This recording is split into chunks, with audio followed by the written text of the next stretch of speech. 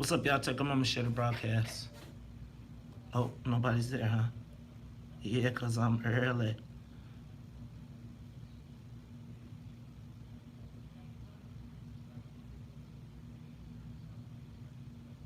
Take a moment, share the broadcast, baby.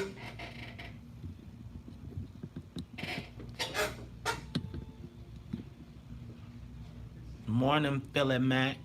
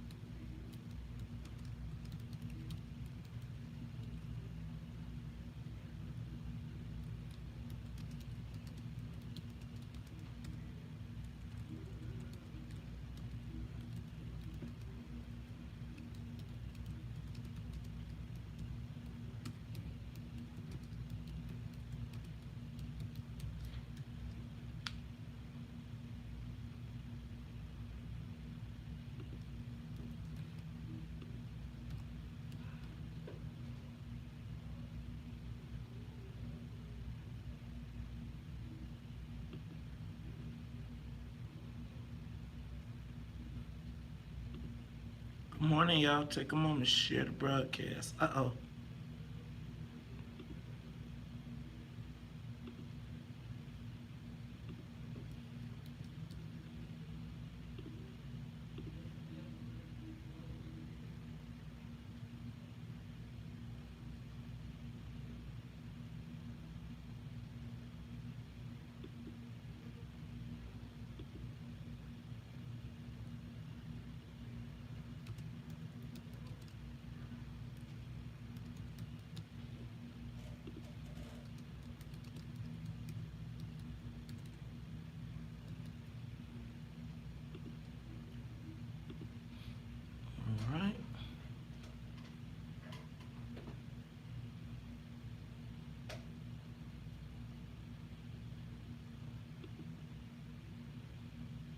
What up, John Benson? What up, Philip Samuels?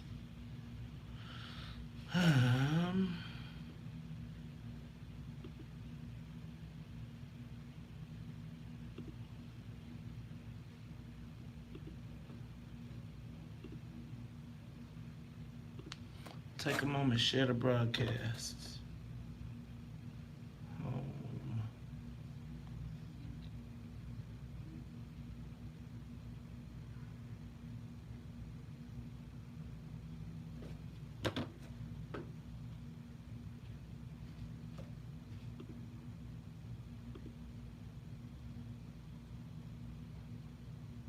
Take a moment, share the broadcast.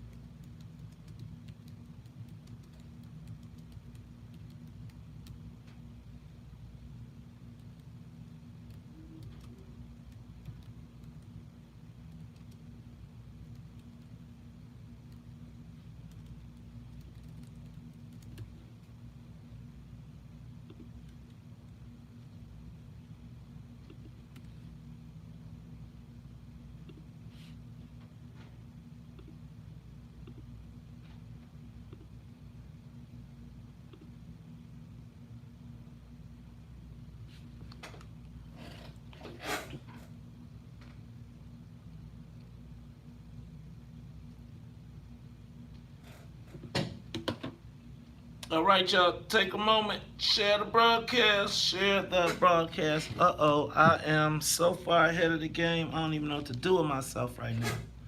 Maybe I'll go get a swig of coffee. How about this?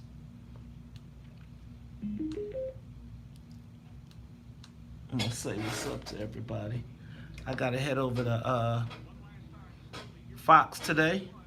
I'll be on Flannery, fired up this weekend. Yes, I do appreciate, I'm very appreciative of the time.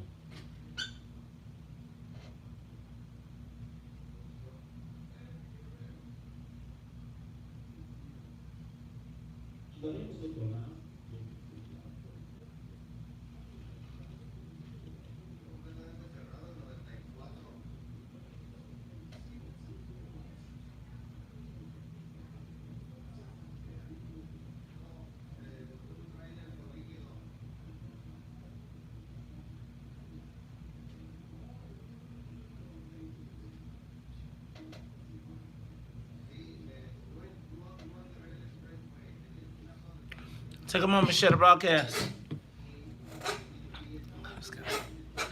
Alrighty. Let's go. What's up, Verdella? What's up, Blake and Kelly Turner, all the way in Springfield, Blue 5.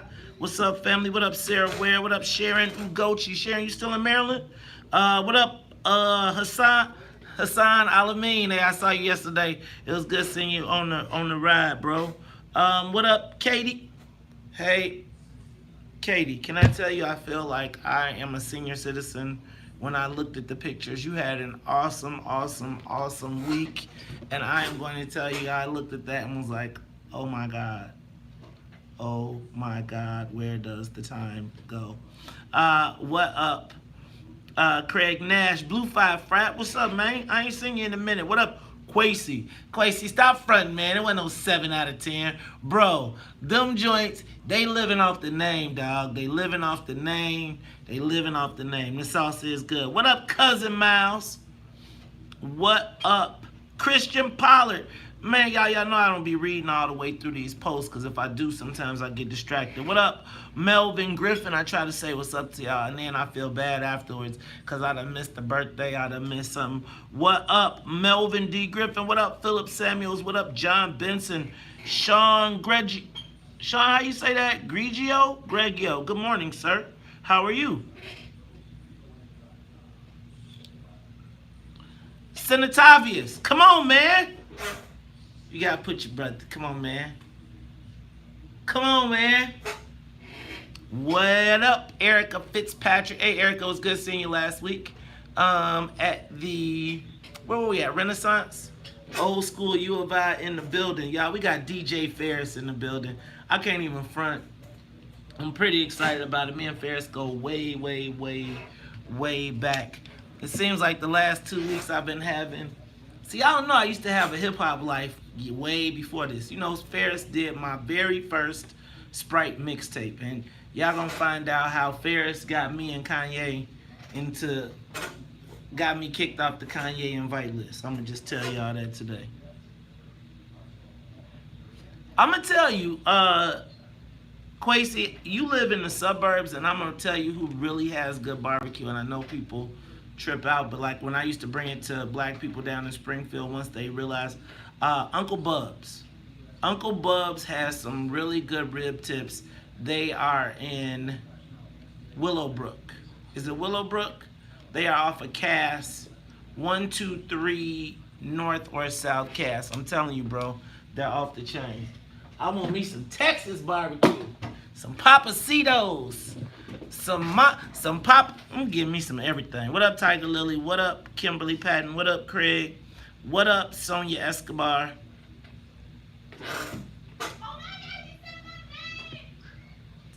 Now cut it out.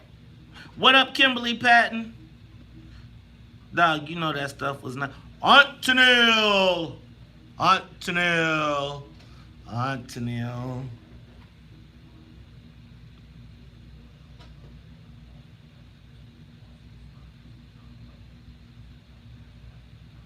Okay, cool. That, Helene, that works out.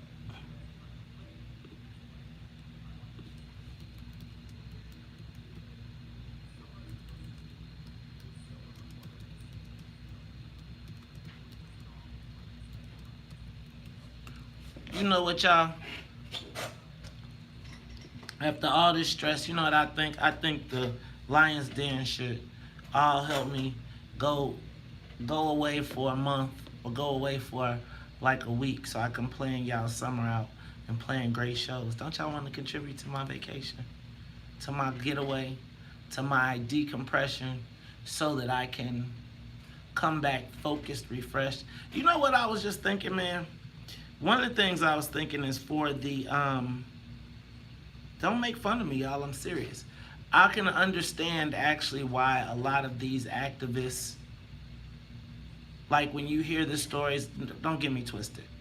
When you hear the stories of the activists who commit suicide or do whatever, I'm gonna tell you, this stuff is stressful. And don't get it twisted, I'm not saying anything like that. But I do think for the level of intensity, I have to start scheduling some time down. It's like I'm not tripping, but it does seem like every day, everywhere, I'm always confronting an issue or a challenge, which isn't a problem. It's like I do feel like sometimes I need more people on my team to do blocking and tackling. Not that there aren't people, like, you know what I'm saying, my core people, but I got to get this organization part of it together because, y'all, it's tough sometimes. It's tough. Sometimes I just don't even want to go outside. You did?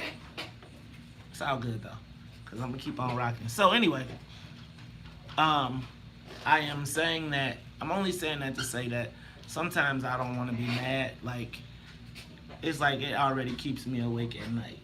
And then doing these shows, it's hard to come down sometimes off of it and just be normal and be able to. I got to figure out a way because it's like, man, I come down and it's hard for me to get there. You got to leave out of here and then go do business. I'll be like, when I go sit at these meetings. I just got to figure out the balance, y'all. I ain't tripping. You know, y'all, you know my real therapy is, a lot of my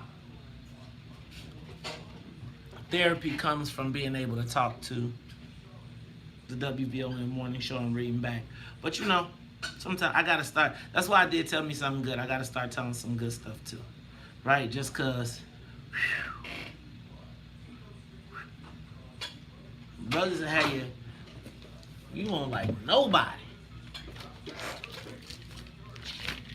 And just this, all this stuff that happened this week is just an example. Is like a pile up of that, right? Like it's just like you need a catharsis because you be like, for real, Every day, all day, somebody is mad. Something is. And then it's like, really? Really, nigga? Okay, I'm through. All right, let me go get some coffee. I'm about to be ready. Todd is not here today, so y'all gonna get a mouthful. We're gonna have some fun, though, okay? Cool? I'll be right back. Meantime, oh, well, y'all was gonna tell y'all can watch TV, but it's all good. All right.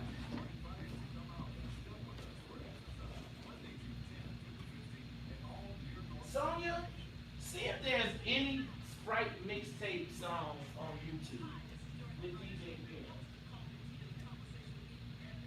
I don't know if anybody ever uploaded them. I know I didn't.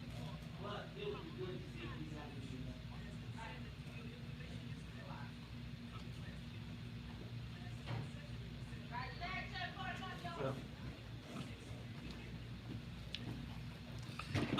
What up, y'all?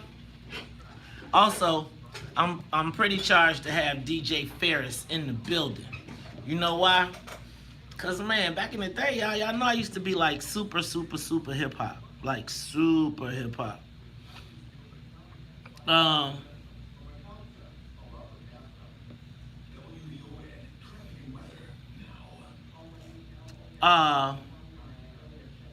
What was I gonna say? Yeah, man, but you know I got a whole hip hop past. Just a whole hip hop past, and it's like sometimes it's so funny because me and PHARRIS were in this same building. He was really more out in Hammond because he was more talent and the 106 Jams out there. But it's like you think about the full circle of all the people that you work with that are still in the business, and who would have ever thought that I would come back to work.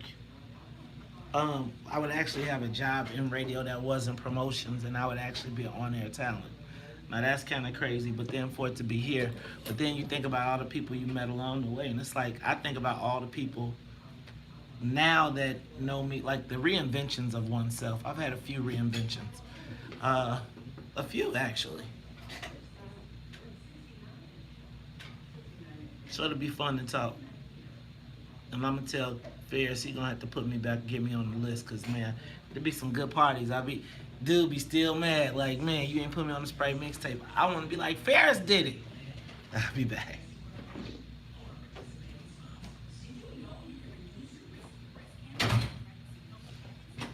Y'all ready? So I'm having some fun today. And I just told them that I gotta mix some positivity in what we doing and some other stuff, cause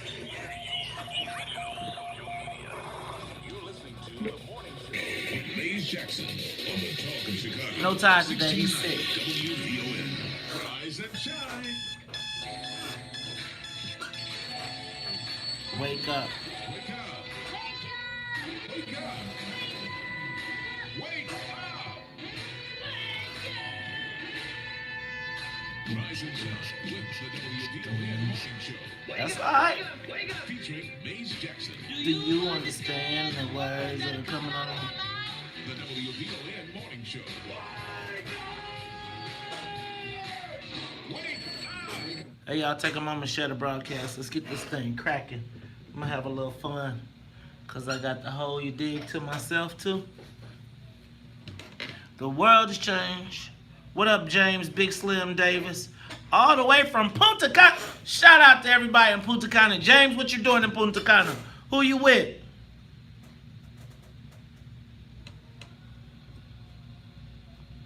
What up, Carmen? What up, Anita? What up, Aunt Tennille?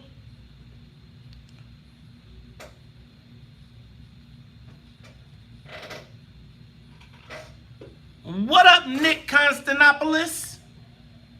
Constantinopolis. There's some. We just chilling right now. Tony!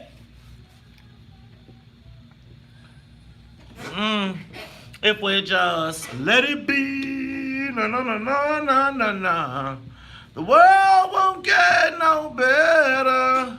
We gotta change it. Wake up, Chicago! Wake up, world! This is the WVON Morning Show. I'm your host, Maze Jackson, and you know what? I don't have a co-host today. That's right.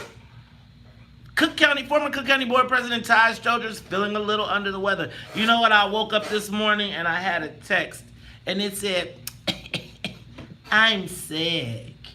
So we hope that, you know what? I'm sick. I was like, hey man, we the warrior class. What you mean? But you know what? I'm actually grateful that he's sick and stayed home, because you know a lot of these mic covers don't get swapped out. And so next thing you know, it'll be an epidemic. I carry my own mic cover, but I'm gonna tell you, it'll be a swipe out right now. So former Cook County Board President Ty Stroger is not here today, so I'm gonna be in the pilot seat solo. I won't have a co-pilot. However, I do have the rest of my team. Well, I think I got the rest of my team. Gotta say what's up to Annette Flournoy in the newsroom. Annette, how you doing today? I'm sick. It was the text. You know how you read the text and you put you know what a text. Right, that's how I read it. It's like those cartoons. You know, I'm not gonna lie, y'all. I make everybody into something, and I have put Todd. First of all, I really enjoy. Yes. Could you imagine? I can see the character of Ty Stroger with a thinking balloon above it, or a run, and it's. I'm sick. Hey, y'all. But I hope yes.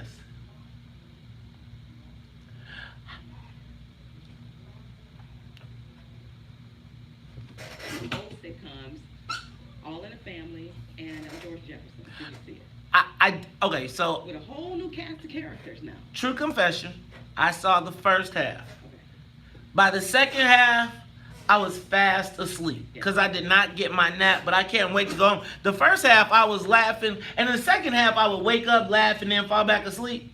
Man, how crazy was that, though? Think about, first of all, that was pretty dynamic and pretty awesome to do it. I thought Jamie Foxx was getting ready to make me mad, though, because he started clowning in the first one, and he messed up and started. It was live, so he didn't mess up. It was live, so, you know, he had to deal with what came. Yeah, well, that is true. That was actually like, well, I did think it was pretty good. And you know what? I miss Archie Bunker, though. The real Archie Bunker. Because Archie, you know what? Think about this, though. How relevant was that show from 1973 to now? You could have dropped that bad boy right in right now. Still would peel your ears back, right? Yep. The topics that they handled from, just even transsexuals back then. Remember Archie met one and Really? he kissed her. Yeah. Yeah, man. And when Sammy Davis Jr. kissed Archie Bunker. Man, and he wouldn't even let black people. They didn't. George Jefferson. What I loved about you know what? We're gonna talk about this. Yeah. This right, because this one right here doesn't know. Just binge it, honey. She's been playing. That's right. You don't even know. I was just thinking about it though. That's the George Jefferson that I liked.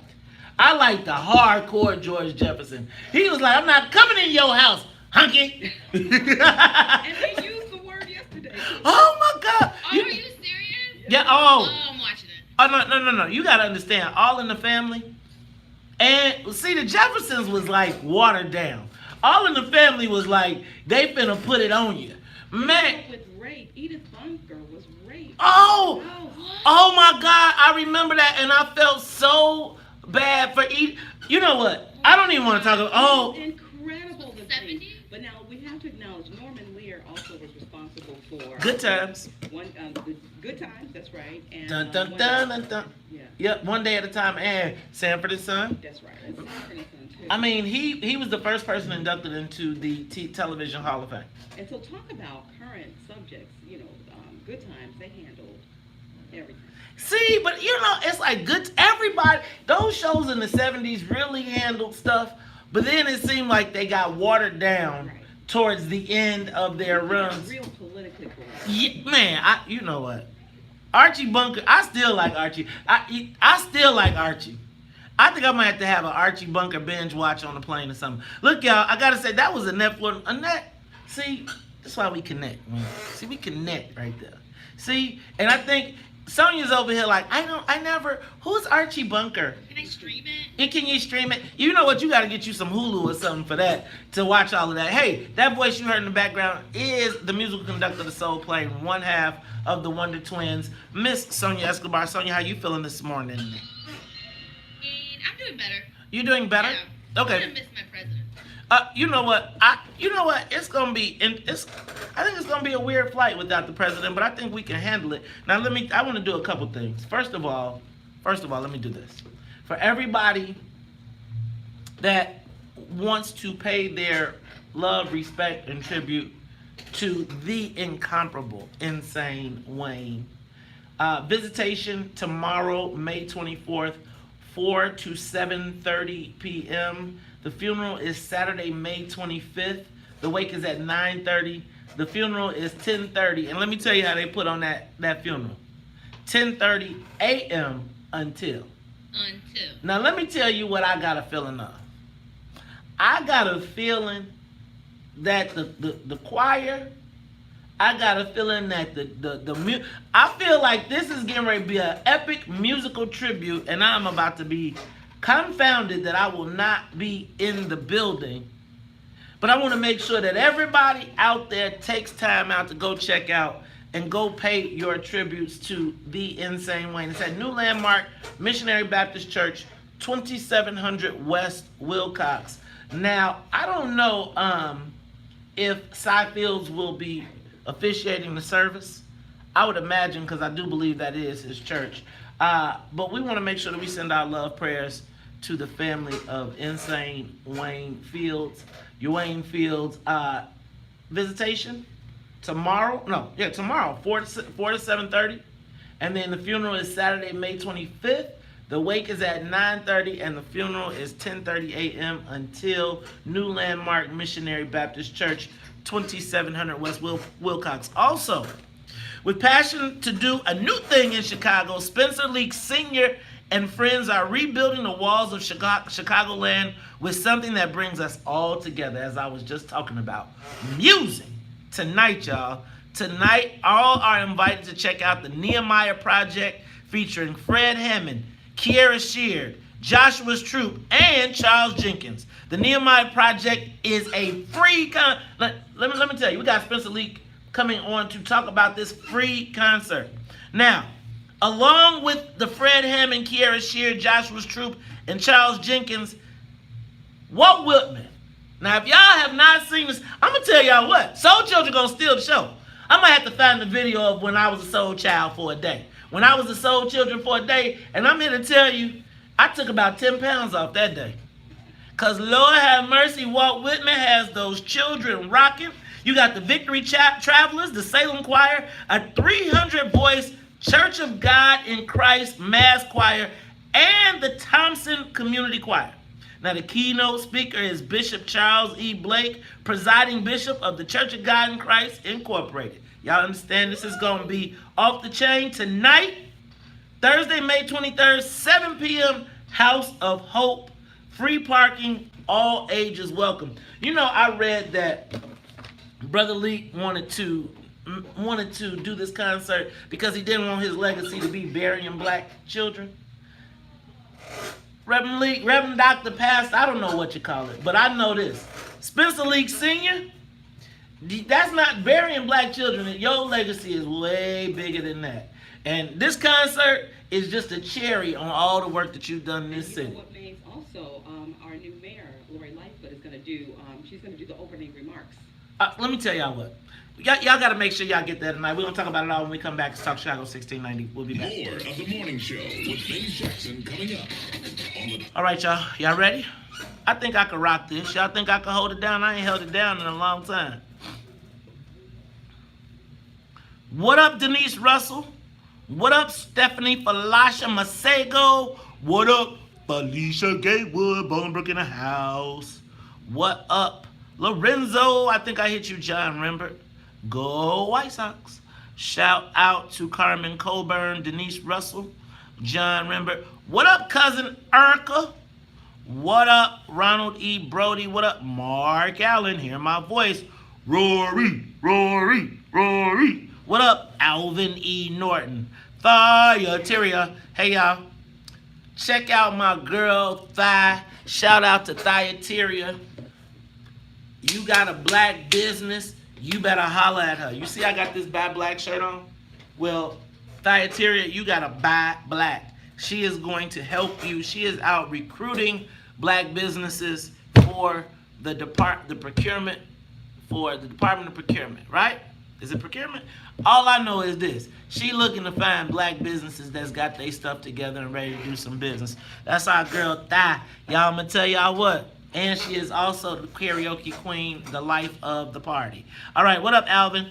What up, Angela Kilpatrick? Angela, was nice meeting you the other day, too. What up, John Rimbert? I would say something to the Shade Bird, but I'm not going to do it because, you know, I be seeing you being shady. You got to be in or out. You got to pick one. I don't do vanilla. But that's all good. What up, Susan Nyblack? What up, Sean Lett? What up, Dennis Kaiser? What up, Nick Constantopoulos?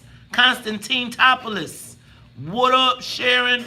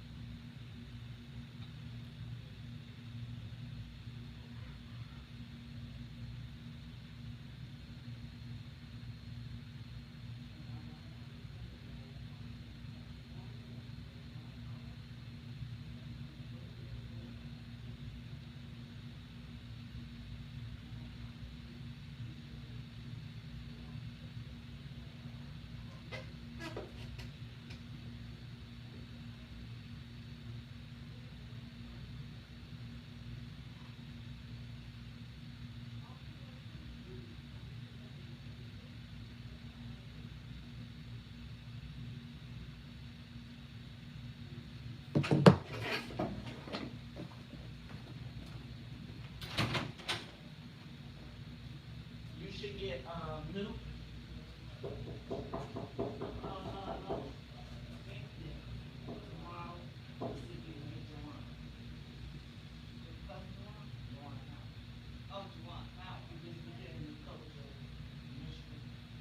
We should talk to Donnie Kirk. Call DK. Call. Yeah, I give you the number. DK, call him and see if he can come on the phone and talk about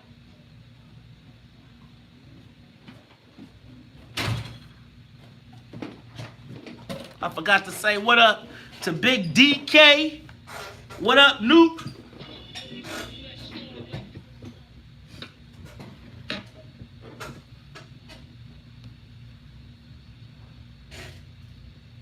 And that team. You.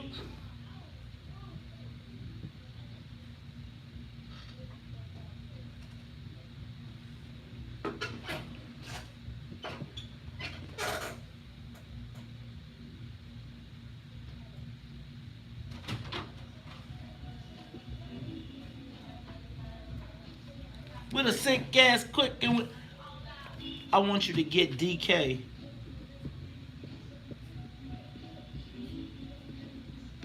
See if he can come in and talk about Chicago basketball, the growth, all that stuff, and then he's also the coach at CBS. Oh, where Juwan Howard went. Huh? Where Juwan Howard went. Yeah. Well, we're just so popular. Yeah, so he was the, I think he coached him in high school. And he also got him to go to Michigan. Right? Okay. And he fought, so I'd like to get him in the studio. It'd be good to have him and Otis. You know what I'm saying? We can have a little fun tomorrow.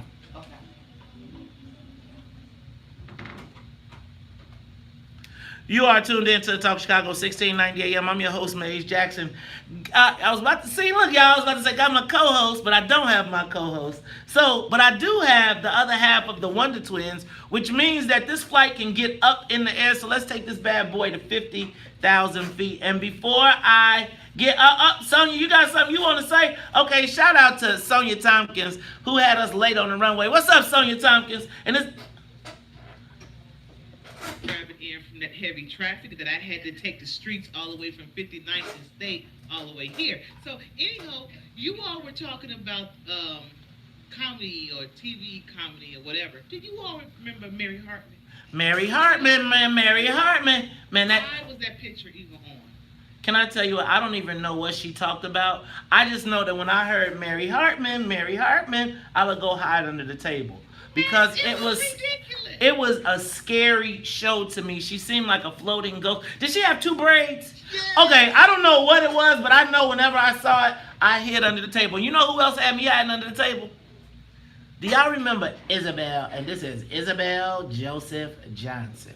She used to be on this show, but she used to have a TV show.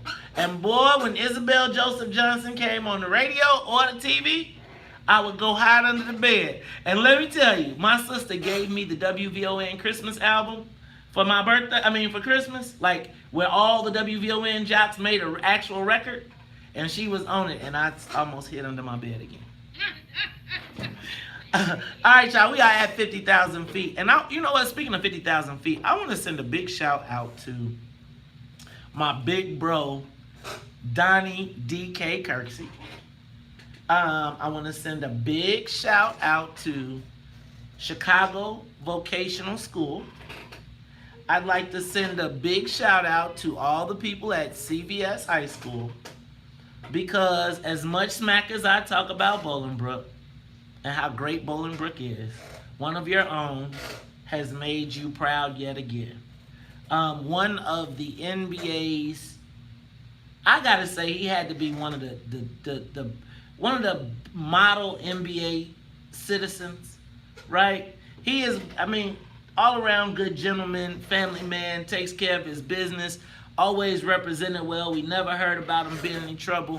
Shout out to Juwan Howard, who is the new coach of I don't know if he signed the contract, but is going to sign the contract as the head coach of the University of Michigan basketball. You will not, very rarely will you ever hear me give Michigan props, because I am a straight U of I fan, lover, the whole thing. But shout out to Juwan Howard, long hard work. You watched him on the bench. He won NBA championships, as well as then went on to be a coach, and is now taking over the reins of University of Michigan. Shout out to my big bro, Donnie Kirksey, who introduced me to the game, introduced me to Juwan, and actually was a guiding force in the NBA careers of so many people, but Juwan obviously being his greatest. All right, man, congratulations, y'all. Shout out to, let me go through some of these headlines because I did not hit this. Did y'all see the red wedding happen yesterday? We're going to talk about this. Yesterday, after the board meeting, all 7 CPS board members resigned. But you remember how I told y'all about those pre-signed letters? Right? Remember when I told y'all about when you take a job at the request of the mayor, they ask you to sign a resignation letter up front? So usually when you hear people resign like that, it wasn't that they resigned, it was that they were asked to leave.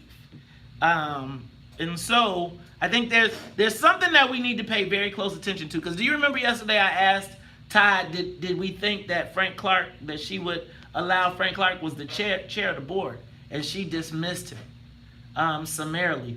Now think about this is the same board that said get rid of NTA. Also, watch out, they approved all of the ROM school things. Also pay attention to the fact that the Oscar Mayer $14 million expansion is no longer happening in Hyde Park, and not in Hyde Park, in Lincoln Park.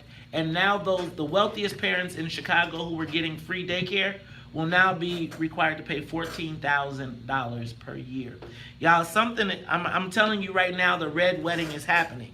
It means that Lori Lightfoot is going through cutting, kicking, and taking over, assuming her rightful spot. I just want to point out Michael Avenatti. He is being now sued for fraud with Stormy Daniels. He is learning that his arms are too short to box with the President of the United States. You see, more people are piling in. Alderman Stone's son, Jay Stone, is now piling in on Alderman Burke, suggesting that Alderman Burke was double dipping, self-dealing in the I can't think of what you call it, the workers' comp program. So he was actually giving out the settlements while serving as the lawyer for the people who were settling claims. $100 million. The Harriet Tubman 20 has gotten pushed back to 2028. All in the Family and Jeffersons, you hit that. Lightfoot hires outside security. What does that tell you about her trust in CPD? That's what I think. You know, they tried to make it a story about her. They tried to make a story about her hiring outside security because of the lobbyists. But I think the real story is the fact that she may not be trusting the CPD to protect her. Also, yeah. So also the Bears, organized team activities. They are saying that Trubisky is looking good. I'm excited for the Bears, and I just want to say shout out to the Bears, Tony Medlin, everybody down there. It's the Top Chicago. We'll be back. Social media question of the day. Traffic, news, and the weather is next. Live from the WVON newsroom. All right, y'all, take a moment. Share the broadcast.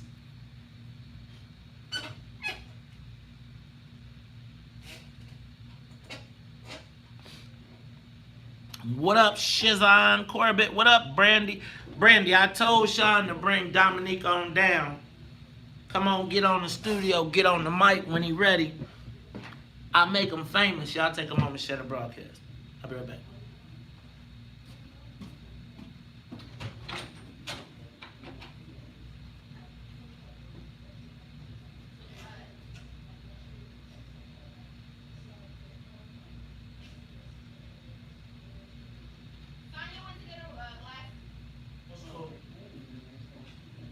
Two TV appearances today. All right, y'all. I just got the call. So I got 2 TV appearances today. So I got to change up the same look. So don't be acting like y'all seen me twice, okay? All right, y'all ready for the social media question of the day?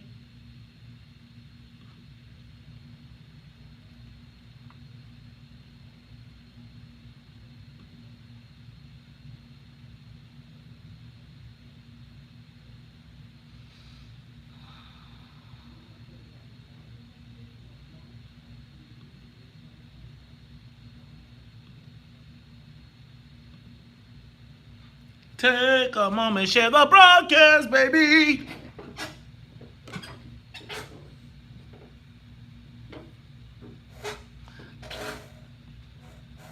I think you guys are finding me again. See, I think Facebook tried to hide me. Can y'all take a moment, share the broadcast, and share the broadcast.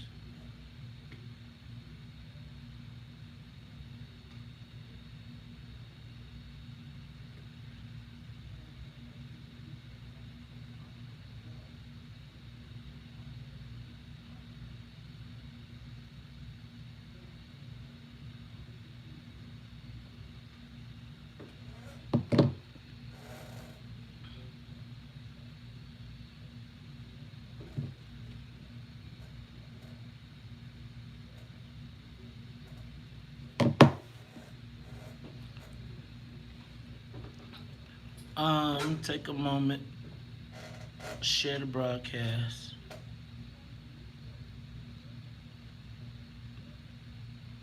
All right. What up, Joshua Flynn? What up, Nanette Doreen? What up, Denise? What up, Arnold Coleman?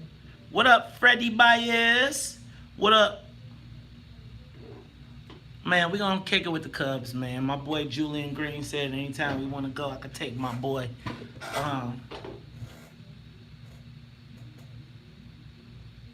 What up, Carol Zwiezek? What up, Jerome Winters? What up, Kane? Check your inbox. What up, Randy Span? What up, Hassan? What up, Raymond Hubbard?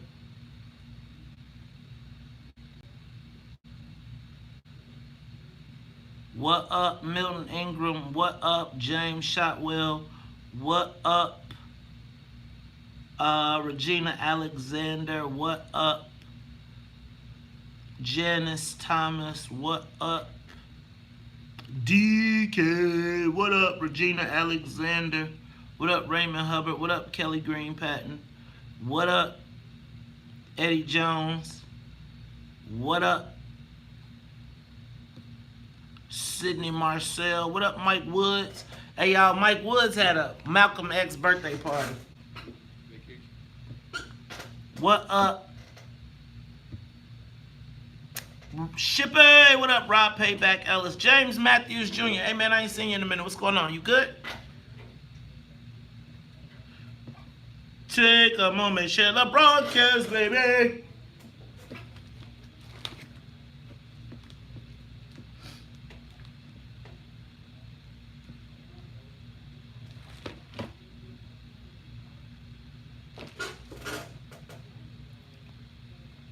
No Joe Walsh today.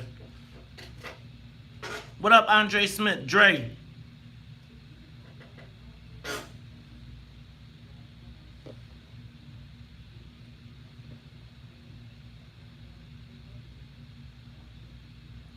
What up, Arness? What up? All right, y'all. It's going down. It's going down. That's a look at traffic and weather now. I'm in Farnoli on the Talk of Chicago, 1690 WVON. The WVON lineup, chat room, blogs, photos, podcast, and more on the world. Man, Mary Hartman used to scare the hell out of me.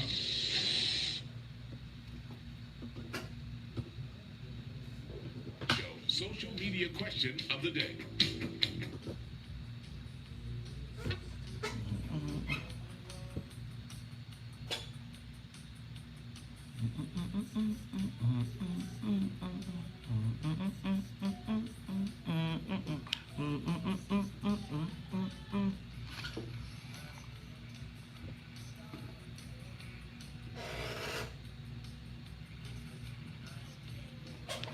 Like wedding, yeah.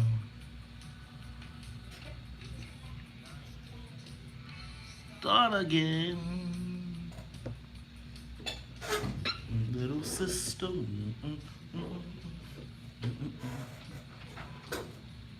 Hey, little sister.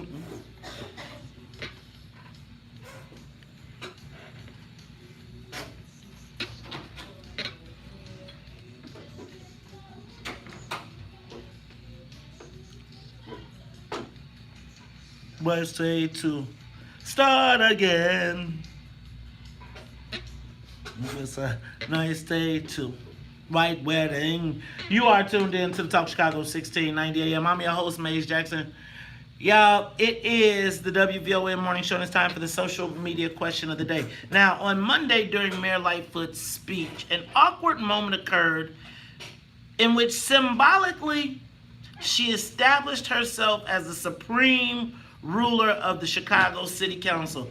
And when she forced the aldermen to stand up and clap even against themselves. Sonia, you got some audio from that? Let me hear that one more When time. those with power and money cash in at our expense. When public officials cut shady backroom deals, they get rich and the rest of us get the bill. When some people get their property taxes cut in exchange for campaign cash, they get the money and sure enough, we get the bill. The family with the bungalow, the lady who runs the hair salon, they aren't powerful or big or well connected, but they end up paying when our government is corrupt. These practices have gone on for far too long. This practice breeds corruption. Stopping it isn't just in the city's interest, it's in the city council's interest.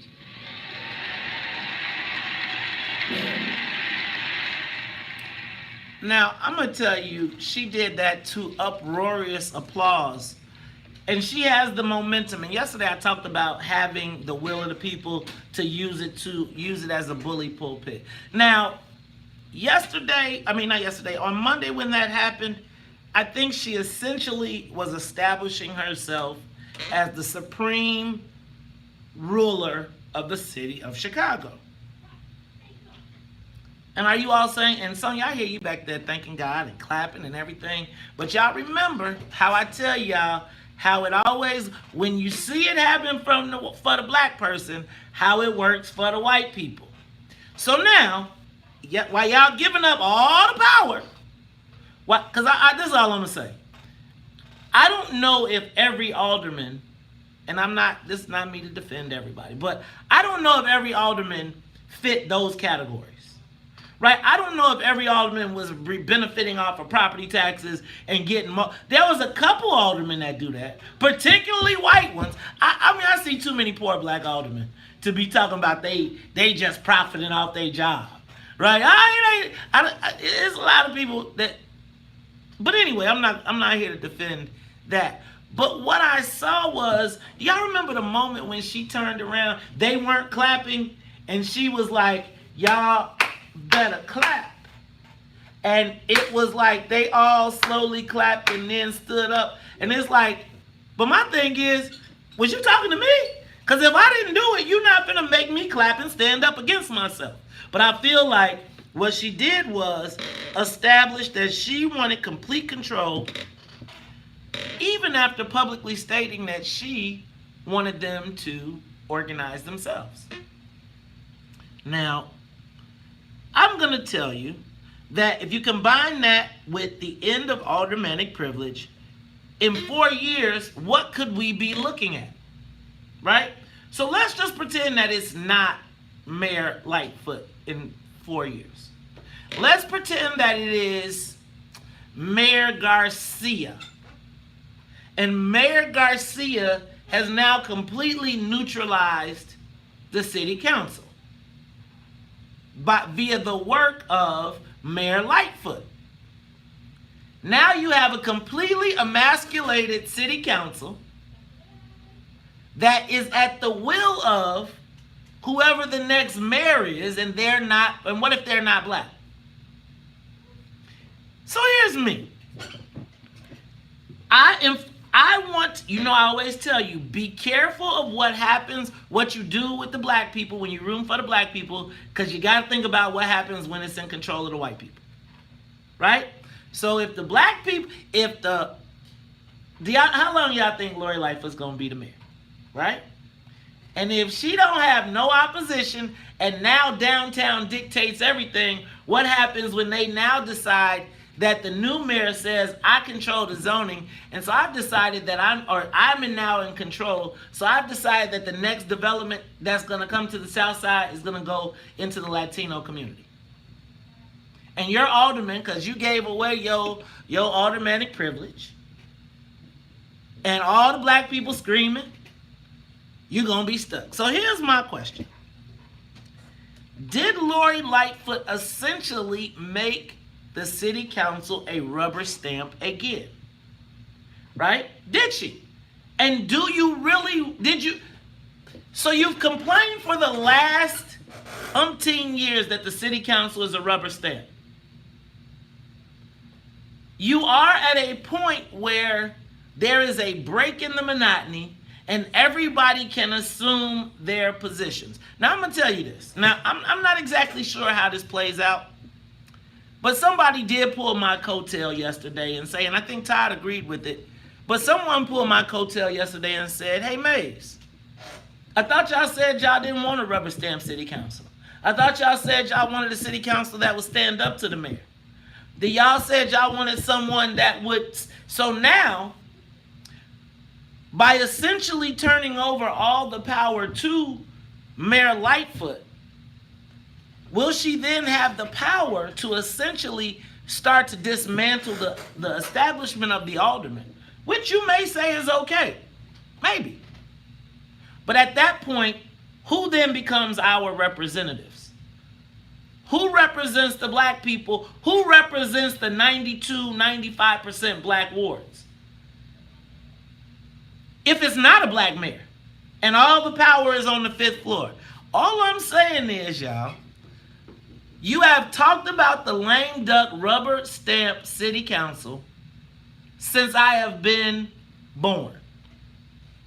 And now that you had an opportunity, now that the aldermen had an opportunity to organize themselves, and perhaps, let me just do this. Remember how I talk about counting?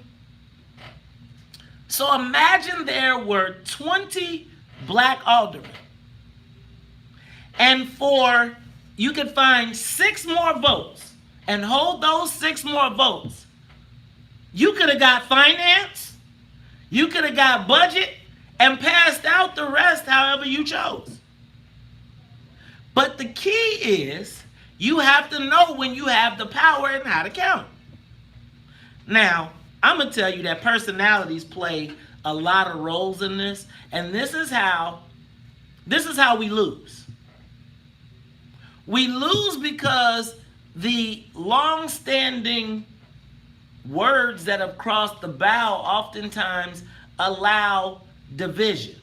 But again, I've always said, and maybe you don't like the guy that's in control, that said we need to organize. Maybe you don't. But the question now becomes is, does a rubber stamp city council benefit black people? I mean, you have officially thrown out the old guard. The machine is gone inside of the city. Yeah, without the exception of Madigan, and Madigan's going to make a deal with the mayor. So before Mayor Lightfoot was in the race, she was not the black candidate. Neither was Tony Preckwinkle. So now I ask, who represents the interests of the black people? I told you yesterday, I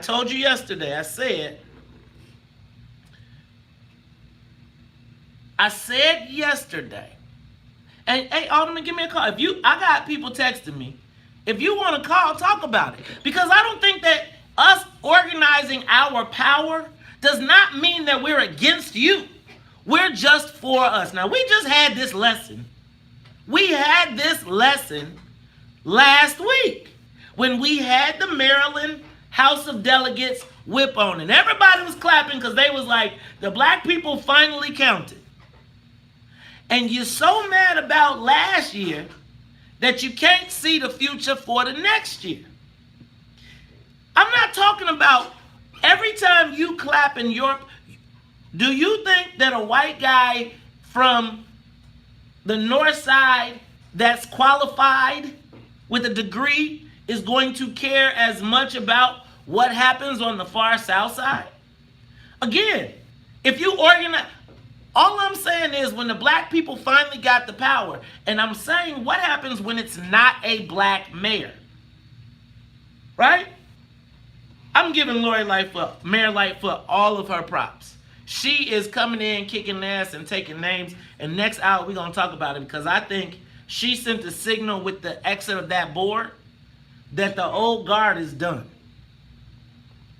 And so my question becomes, though, as this new power dynamic evolves, who will be making the decisions? Who will be the power players? So now, who is the powerful black person in city council that represents our interests? What happened? So our most powerful ally in city council in the black power triumvirate gave up NTA, gave $55 million away to Navy Pier.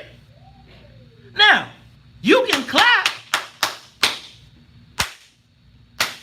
but where will it leave you in 8 years? Because y'all looking at today, y'all know them white folks done counted 8, 12, 16 years out. We'll talk about it more when we come back. Give us a call, 312-374-8130. Did Mayor Lightfoot make the city council a rubber stamp again? We'll talk about it when we come back. Aldermen will have a voice, but not a veto. So she only got the veto in your neighborhood. I'm just telling y'all don't want to count. I'll be back.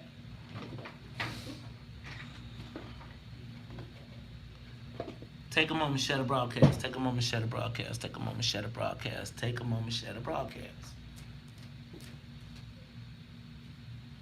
Did y'all buy black? One day when I'm famous, they're going to pay me a lot for this. But for right now, I'm just, getting my model. See how I be like.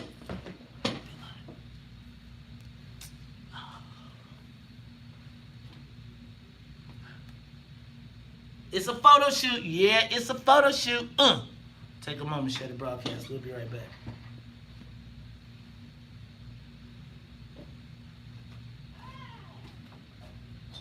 What's the matter? y'all. I be too deep for y'all.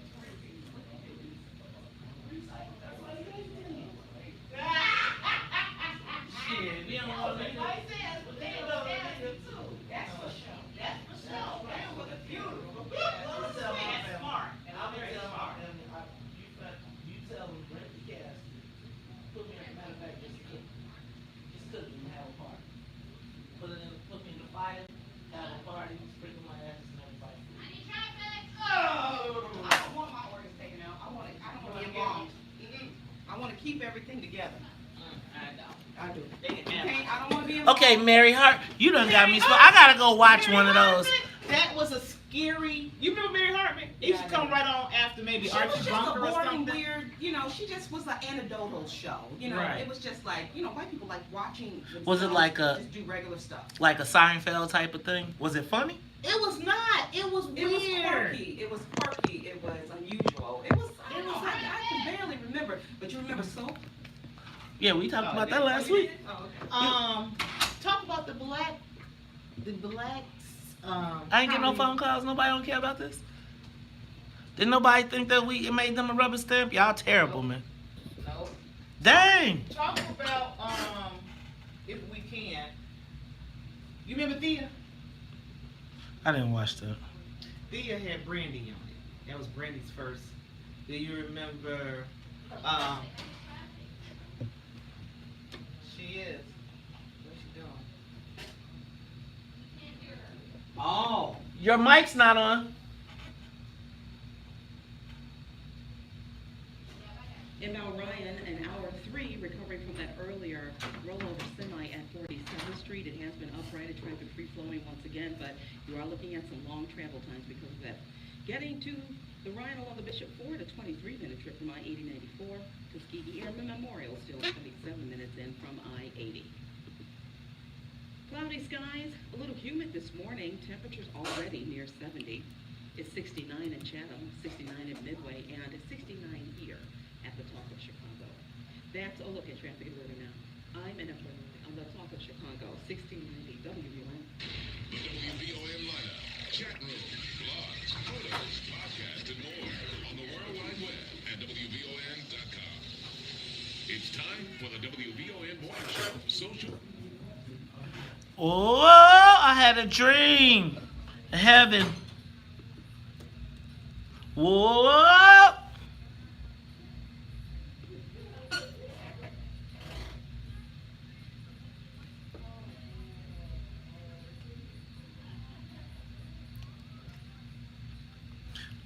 Andre Fight, blackmall.com. Blackmall. Oh.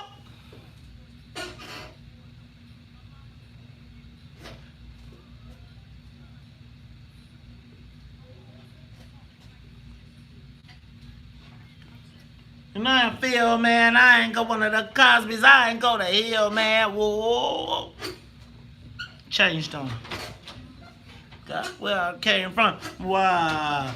La, la, la. Wait till I get my money right. La, la, la, la. Mean nothing right. What do we do? You are tuned in to the Talk Chicago 1690 AM. I'm your host, Maze Jackson. Man, my co-host, Taj Stroger, is not here, but y'all, that is Kanye West you heard in the background. And speaking of Kanye, DJ PHARRIS Thomas, Chicago legend. You know, y'all, some of y'all real old school know him from house music. But you know, PHARRIS was one of the originators of really bringing hip-hop to Chicago, breaking artists, getting us out of here. Now, y'all know what? He's going to be here today at 8 o'clock, and you know, you was playing that Kanye. I think the reason that me and Kanye, I ain't been invited to a Kanye party is because of PHARRIS Thomas. And I think we're going to have to get this straight on air today. But he's also got a new label out. He's going to be looking for Chicago talent. And so he's going to talk to us about that and really bringing the music industry real live and in person right here in Chicago. So stay tuned, 8 o'clock, DJ PHARRIS Thomas. But let's go back to the social media question of the day. What's the matter? Cat got y'all tongue? You starting to think about it now? You starting to understand?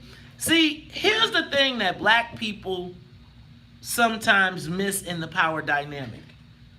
Our black people gathering power is a threat to white people. And so anytime we get close to starting to count, regardless of then they bring up old beefs and rivals. Remember when I told y'all about COINTELPRO? And I told y'all about COINTELPRO, whenever there's an opportunity for some black unity, someone from COINTELPRO figures out a way to exacerbate personality issues to prevent the major unity. Now I'm going to tell y'all, with 20 black members of the city council, you're in a position to run the table. Regardless of all of these, every one of y'all be like, oh, do nothing, such and such, crooked criminal alderman. And I tell y'all what, most of the crime, check this out. If Ed Burke is convicted, the money that Ed Burke had taken equals the money that every black elected official that has ever been convicted is probably not even 1/10 of what he is taking off the table. When you think about $500 million over the last 10 years in settlements, on police settlements, when you think about $100 million workers' comp fund that he's the lawyer and the person who passes out the settlements, and we would allow our anger over that, we putting that on the black alderman. That dude by himself has got a $600 million tab. Now, let me just, and can I tell you, of that $600 million tab, his boys ate. He made a lot of millionaires. And so the remedy to white crime is for black people to punish ourselves and give the power back to the white people. So, you so mad at Ed Burke walking away with $500 million that you're willing to whoop the black alderman and give up your power to someone else. All I'm saying is, y'all, who do you know downtown? Y'all act like when y'all go down. Yeah, let me ask a question. How many black people on the WVON morning show have had their sign permit denied for real? How many of you all have really had your block club party denied? I want you to think about giving up the power of your neighborhood to someone who's never been to your neighborhood.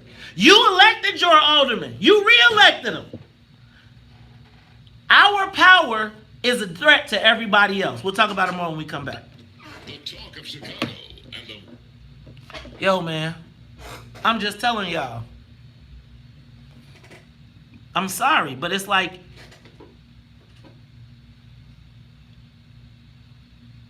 you all, like right now, a whole new power dynamic, a whole new regime is being built. Now, Who are the people that are going to be in play? I'm saying ain't none of the people on WVON going to be in city council. Ain't none of the people on WVON going to have a vote in city council. So now when she says, I want to spend $100 million rebuilding Boys Town,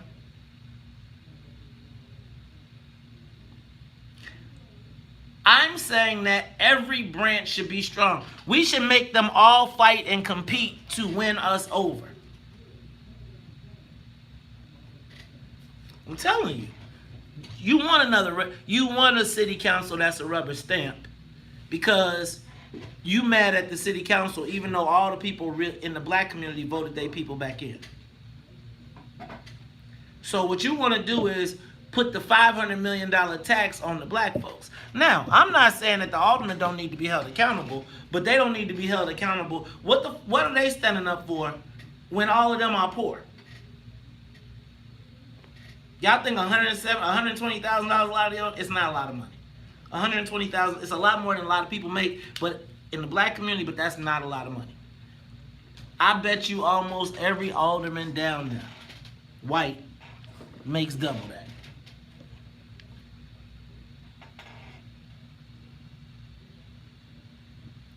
All I'm suggesting is, y'all, so if you take away the power of the council right now, right? If you take away the power of the council right now, what are her priorities? What happens when who's the hand of the king? We'll talk about it when we come back. No permanent friends, no permanent enemies. Congratulations, you got elected. Now prove you with us.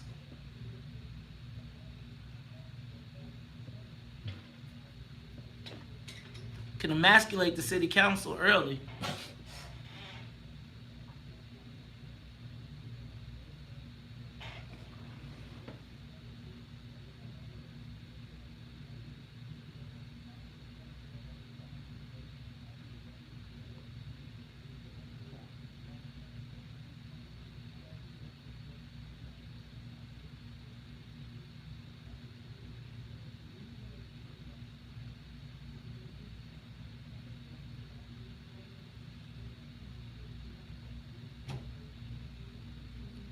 Take a moment, share the broadcast.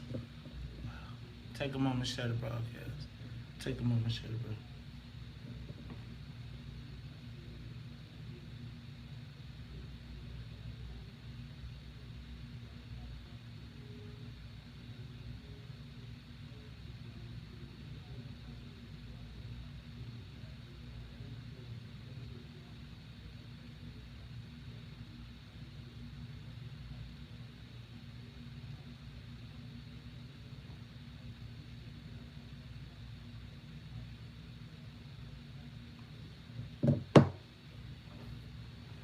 Take a moment, share the broadcast. Take a moment, share the broadcast. Take a moment, share the broadcast. Take a moment, share the broadcast. Take a moment, share the broadcast. Share the broadcast. Share the broadcast. I'll be right back. What mark is that? And what Tyrone is that? You heard me? And David Moore is trying to call me.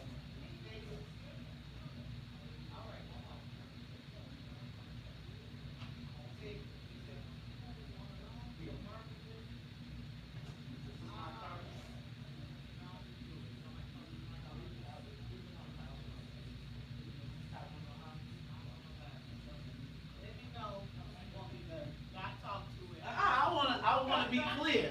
I want to answer and be clear. I want to be clear. Fuck out of here. Fuck you thought. No, it's real, bro. No COINTELPROs. And no accomplices. Real talk. Take a moment, share the broadcast. All right, what up, Daryl? Todd is sick today. I think that we have got to get through fighting each other. Like, we got to, I'm telling y'all now, I want to make sure that there's a clear disclaimer. Fuck COINTELPRO, excuse my language, but beyond that, we all need to stop fighting each other. Like, we gotta, right now, y'all, we gotta not, I'm not gonna say we don't need to hold each other accountable, but we gotta define what that is. Holding each other accountable is not showing up with a Facebook Live video being like, ha ha ha, you saw nigga, ha ha ha. That's not holding people accountable. I think we have to really say, okay, get in a room. Like y'all not gonna, you can't pass any laws without the alderman. Right? You can't pass any new legislation. So for 4 years, if we gonna MF everybody instead of saying this is what we want, we gonna be stuck.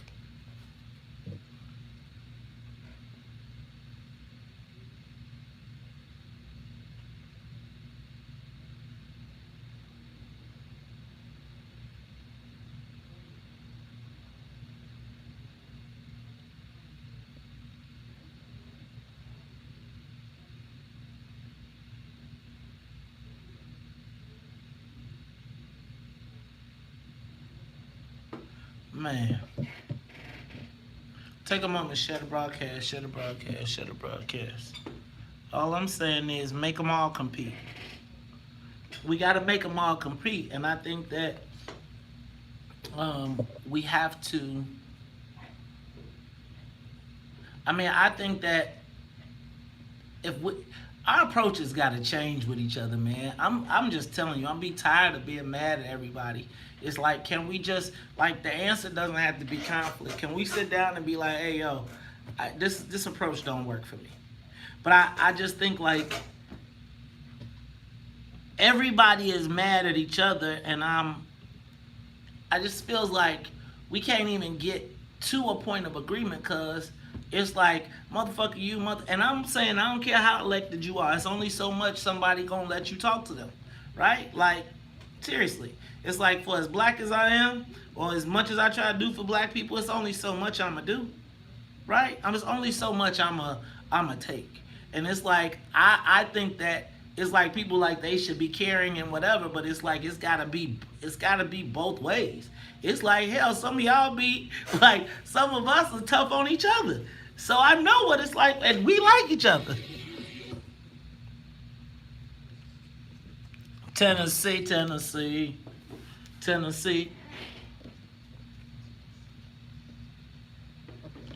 Lord, I really love. Now, that was in there.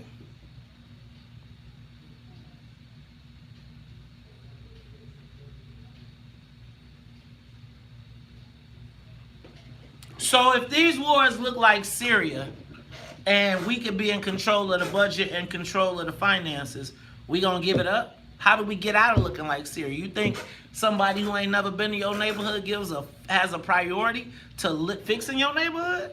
It's like, who white you think is gonna do a better job than black folks for trying to change your neighborhood from looking like Syria? And that's not a diss to you, Stephanie. That's really like, damned if we do, damned if we don't. You are tuned in to Talk Chicago, 1690 AM. I'm your host, Maze Jackson. I do not have my co-host, Todd Stroger. He is under the weather. He sent us a text this morning. It said, I'm sad. I was like, man, hey, man, shake it off. But then I thought about how we do around here, and I was like, stay home, man, stay home. But Todd, hopefully he'll be back with us tomorrow. Also, Big Otis Wilson should be in the studio. Looking forward to having PHARRIS Thomas in the studio today at 8 o'clock. Hey, y'all, don't forget, we got Leak and Sons coming on today. They got a big concert tonight. Spencer Leak Sr., I believe, is going to be on the line. Big concert. I mean, he got everybody coming. When the Leaks pull it out, they pull it out. They like, whip it out. Put it on the table. They got everybody coming tonight. So I'm going to tell you all, the House of Hope is a free concert, free parking, continuing or extending the legacy of Spencer, the Leak family, but particular Spencer Leak Sr. All right, and I got to say what's up to the Morning Show team. What's up to Annette Flournoy in the newsroom, as well as the Wonder Twins, Sonia Tompkins and Sonia Escobar. You all, I'm going to continue this conversation, and I'm going to roll it into, did Mayor Lightfoot make the city council a rubber stamp by by kind of forcing them to clap and really using black folks as a battering ram against black folks. I don't know, no shade, I don't know how we got the most.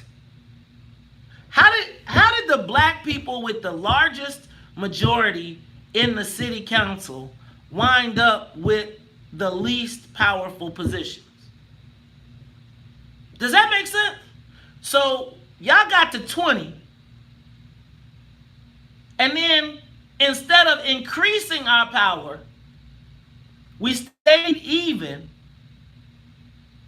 and gave our most powerful position in the powerful triumvirate, no shade, but the history was to whack NTA, to give it up,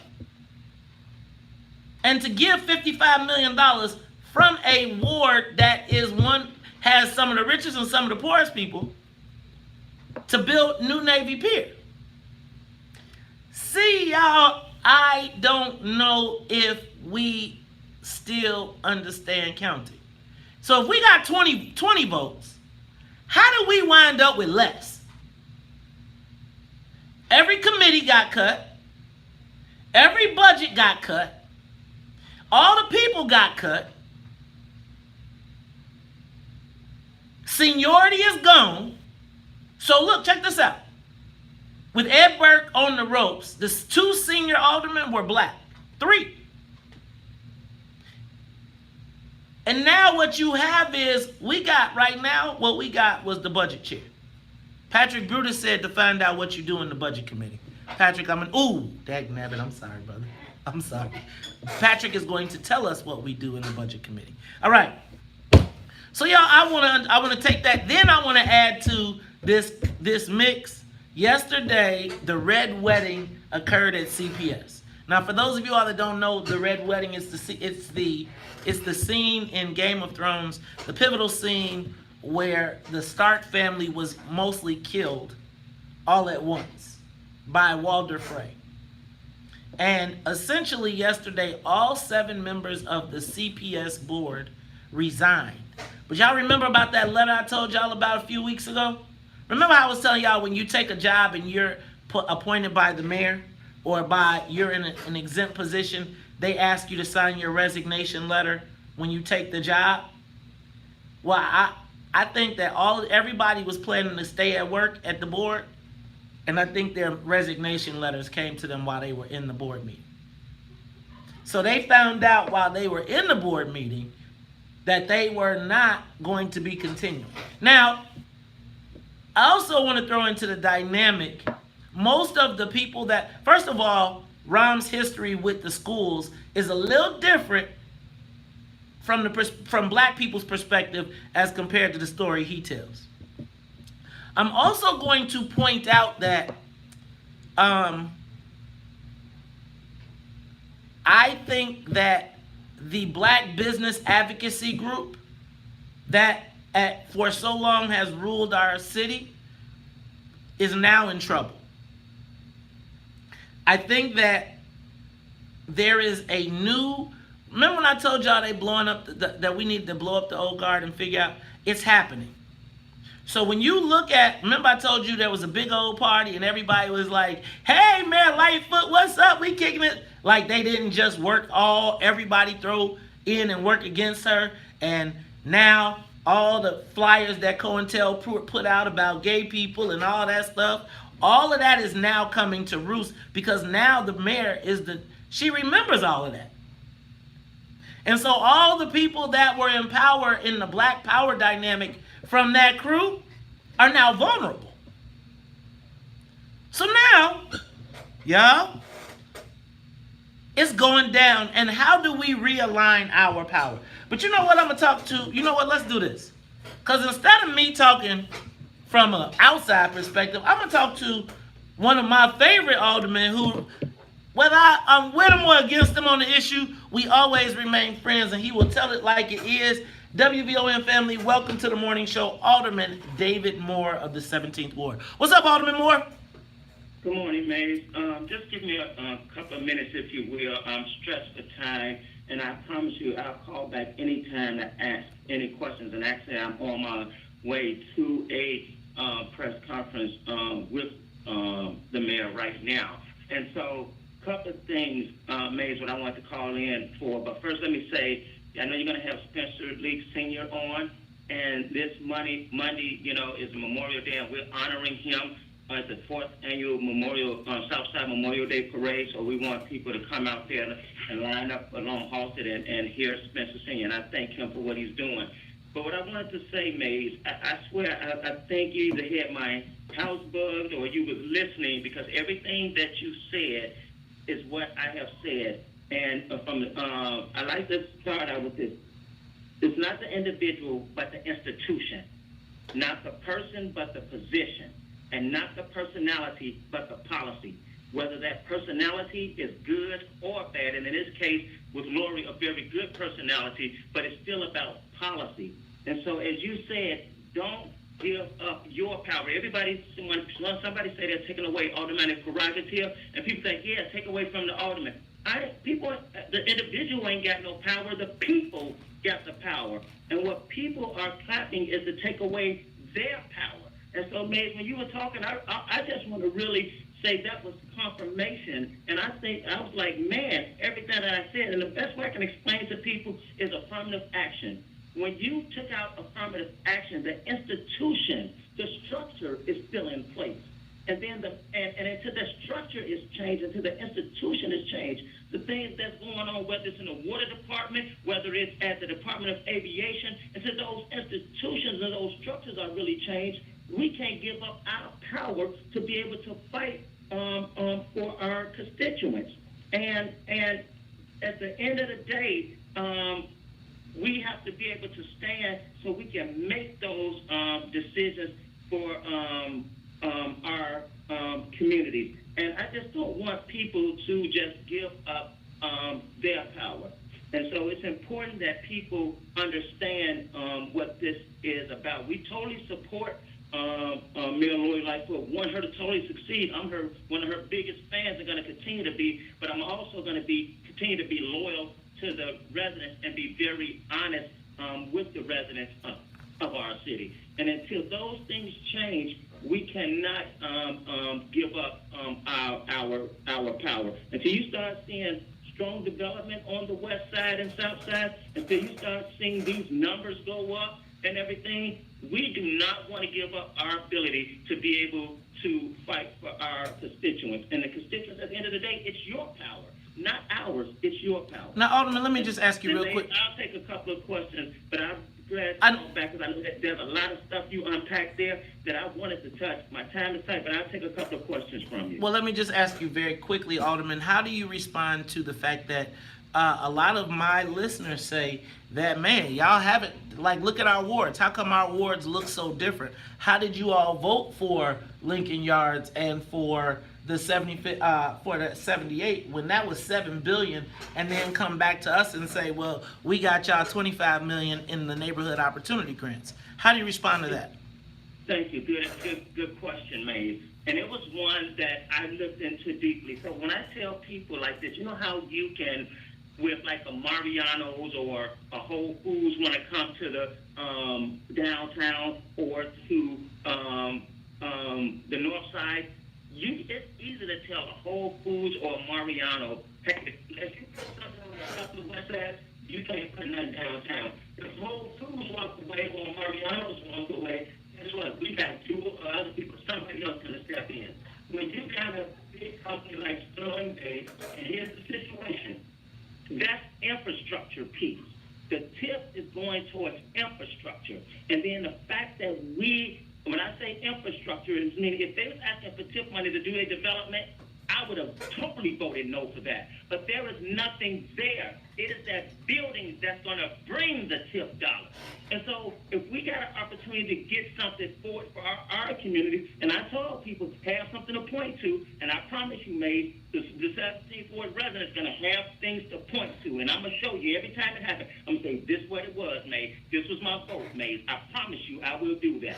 And so in this situation, we couldn't allow that to walk away. And it's a benefit because now when that capital plan comes down, from the state, instead of them taking money from the capital plan to use for infrastructure over there, the other part of that is we can use more of that capital plan infrastructure money on the south side of Chicago. Well, Alderman, I'm going to tell y'all what.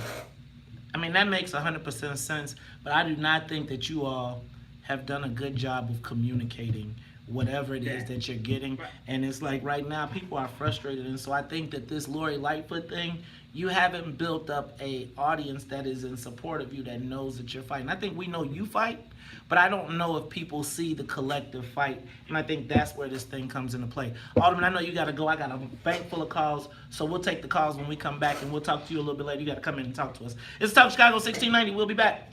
More of the morning show. Take a moment, share the broadcast. Take a moment, share the broadcast. So, Gordon, I hear you when you say these aldermen have done nothing, but who keeps voting for them? Who? The 10 people they take care of, well, y'all ain't nobody mad enough yet. Y'all are okay with what you got. You have a vote on. Everybody, the alderman, everybody has a vote on. So somebody obviously is doing straight. And even if it's a race to the bottom,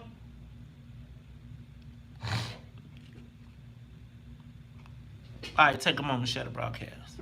Take a moment, share the broadcast. I'm going to get me some coffee.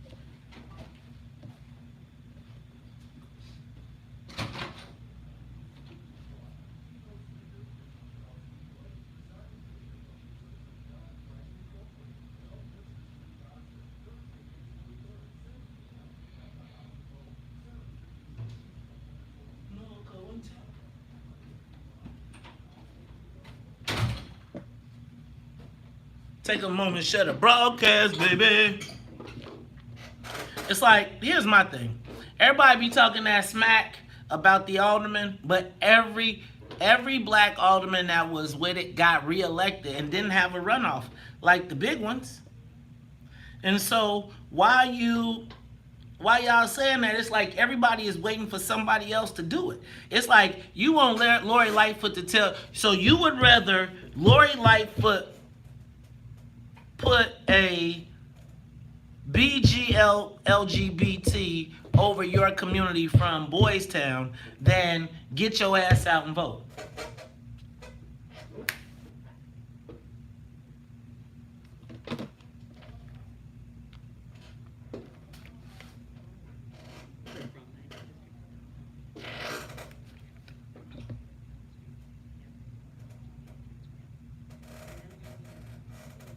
Yeah, y'all voting them in. Y'all act like the aldermen are appointed. They're not appointed. Y'all voted. Every one of the aldermen except the progressive ones got reelected with over 55% of the vote. Stop. Like, y'all want somebody else to do your work. You ain't mad in the 24th Ward. You'll let stupid ass COINTELPRO come and tell y'all that y'all don't want nobody representing black people. Think about it. Come on, man. So if they don't need to explain and break these things down, then you gotta punish them. Lori Lightfoot can't do the work. You punish your own people. You waiting on somebody from the north side to punish them. Come on, y'all.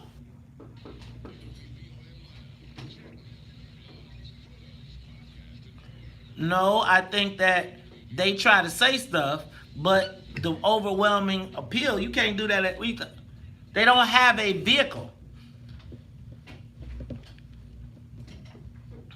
So y'all want me to organize a team down house?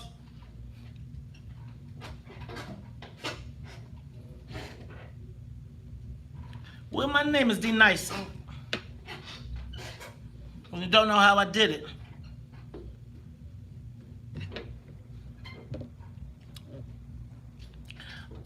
I would tell you to look at this last race. And if you win by 50+1, even with a spoiler in the race, dog, Tamiko, if you win with 50+1 and there's spoilers in the race, guess what? You only put the spoilers in when you think you're gonna lose. If you get over 50% and there's 5 other people, even splitting it up, it wasn't gonna be enough to be if that other person got them all.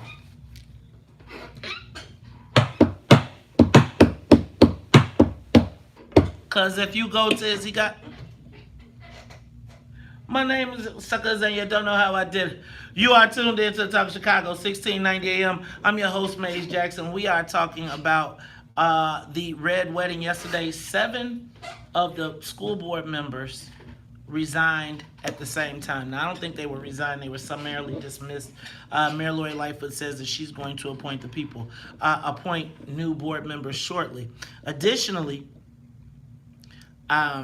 I think she kind of emasculated the Chicago City Council. And I think that for all of the desire that we have not to have a rubber stamp, we may have forced her hand. Now, I want to go to the phone lines. Make sure if you COINTELPRO trying to call, stay on the line, COINTELPRO. We see you. Let's go to Shauna. Shauna, you on Talk Chicago, 1690. How you doing? I'm good, Shauna. How are you, sis? I am. It's a beautiful day out here. So that alderman, he was doing a lot of talking, but I showed that he had space. No. So that's all right. I think the issue is this. The surface issues are why streets look this way and why we not getting nothing. Those are surface issues. But it's an emotional pain to see the fact that we have 20 black aldermen. We have cops still on the street that have killed our children. They have killed our loved ones. They have put charges on people, and they said nothing. They were silent. I think we're talking about 2 issues. I think, I get it. Maybe we should have them. We allow them to do service. So allow you to have a block club. Allow you to have things like that. But we're talking about people's lives.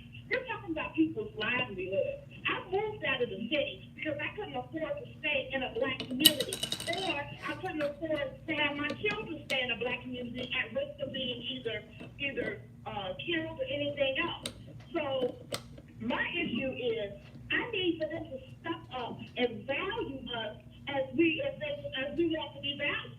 Where it doesn't make any sense that they're placing value on people that don't even exist yet. We got to idea how this island-based process turn out. It might be sitting there for years. Shauna, we lost you. Can I ask a question? This is the part that because I just want to be devil's advocate today. So help me understand, how did these people get reelected? How, if you are so passionate, how, if you are so emotional on the WVON morning show, how did everybody get reelected? I mean, literally, so after everything that happened, after Laquan McDonald, after all the stories, after everything y'all shared, after everything that went down, see, I think that what the problem with us is we want everybody else to do our dirty work. We want to have somebody downtown say, y'all got to represent us, even though I live here. So your block club, how many of y'all organized? Remember when I told y'all about organizing yourselves? I said, when I went into that 10th district meeting and I saw that one loudmouth idiot could take over their whole joint, what do you think 50 black people organized could do in every ward? But that is work. That you can't do on Facebook.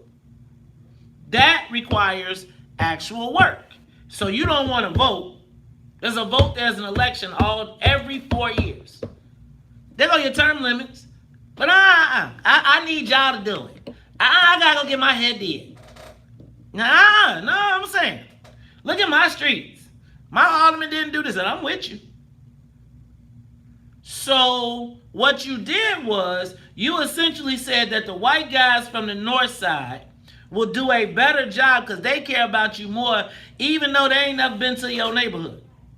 So you would rather give the finance committee chair, or Ed Burke never came to your neighborhood, gave away $500 million, kept $100 million fund, and instead of giving the black people a chance, and I'm not even saying the black people, y'all say, you know what, I think a white guy will do a better job. I got y'all. I get it. I understand how it works.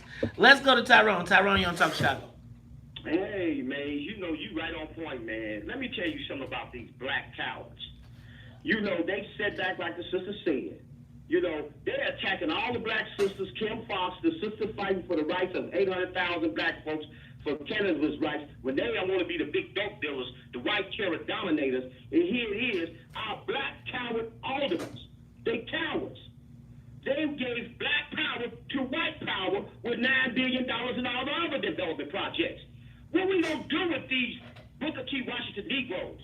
As Carter G. Woodson said, when you have them trained by the master, they will cut and create a dough themselves to go out of. We are sick of it. And Lord Lightfoot did right to check them cowards because they have abused all of our black votes. And I haven't voted for now one of those black Booker T. Washington Negroes. And I'm gonna tell you something, people need to start standing up and fighting against them and stop saying that they represent us because we ain't got no black leaders. But when you say what's in it for black people, I'll count you as a leader. That's the only one. Ooh, thank you, Tyrone. I don't want that pressure is a lot. See, every time you say that though, then COINTELPRO be like, what is the next plot? Then he gotta go find some lost soul to carry the camera and be like, well, we got him, we gonna expose them. Let me just say, let's go to Tony. Tony, you on Top Chicago, 1690. Hey, good morning to everyone. Good morning. Great work. So my comment is this. I live in the 24th ward, Michael Scott, and I'm going to tell you something. The brother has been there for quite a while. I've been living there for 5 years. Not too long ago, a gentleman was killed on 1400 South Lawndale. What is the purpose of having these aldermen if they don't do anything? $95 billion, all that money that goes to the north side on the Lincoln Yards project. North Lawndale don't even got a library. So then you tell me this, when we say we're going to end up having rubber stamp aldermen, that's fine, okay. What have they done recently? Maze, the crime is still going. And guess what? It's going to keep happening. So when something doesn't change and nothing has been changing, what's the purpose of having it? Hey, I'm with Tony. That's my thing. You know what I'm saying? And last thing is this. Walter Burnett, I mean, he does extraordinary, right? Look where he's at. He's closer to downtown. We're down Ogden Avenue, and ain't nothing happening over there. The nicest thing you got going on over there is probably Stone Temple Church, and they don't even got a full service on Sunday. So what's going on? Hey man, I'm gonna tell you.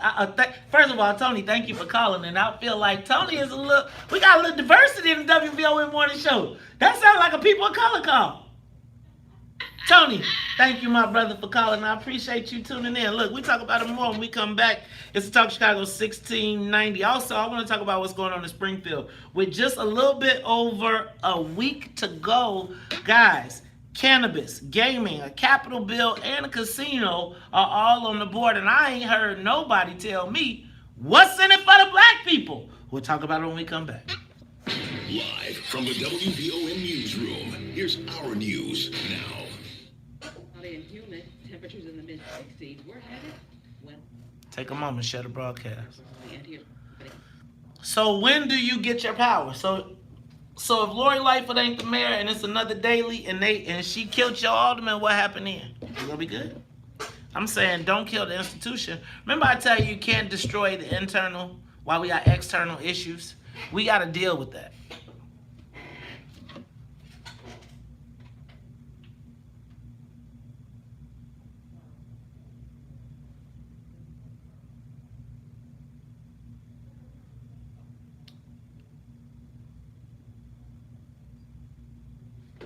Take a moment, share the broadcast. Take a moment. I'm saying stay on their ass.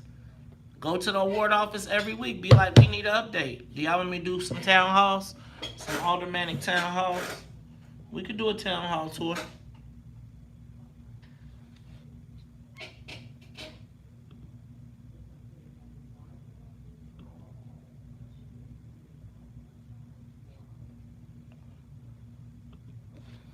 All right, take a moment, share the broadcast. I'll be right back.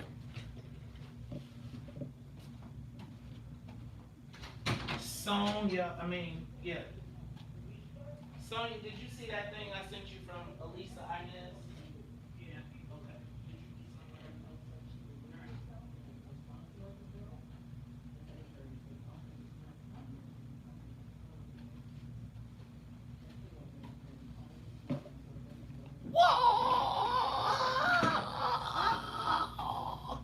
Whoosh.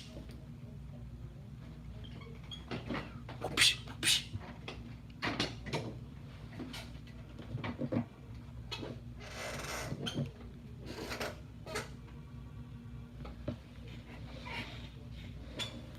See y'all COINTELPRO be trying to sneak on the phone line.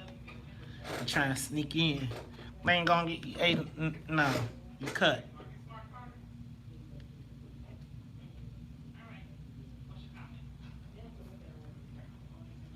Take a moment. Share the broadcast. Share the broadcast. Share the broadcast. Take a moment. Share the broadcast. Share the broadcast. They want to be on so bad. You want my spot, but you ain't gonna get it.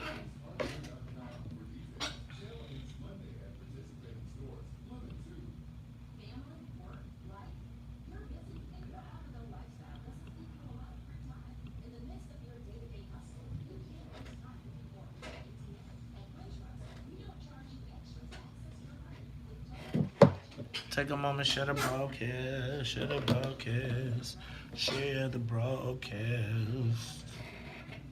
Take a moment, share the broadcast, share the broadcast.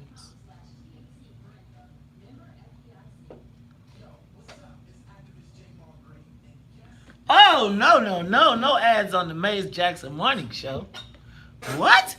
Let me stop. I said I was gonna stop being a hater, see? See, I told y'all most of my beef comes from the same place. Take a moment, share the broadcast. Hey, y'all want to see something funny? Look at my screen.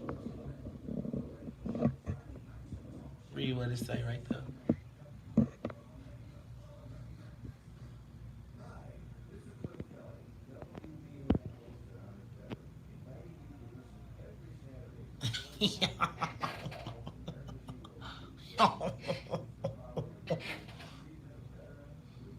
You cut out, Nick. Cut.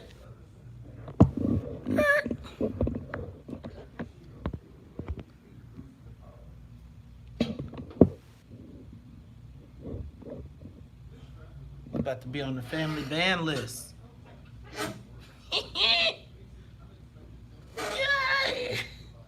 Take a moment, share the broadcast. I couldn't read it. Yeah. I'm so petty sometimes. Did y'all vote?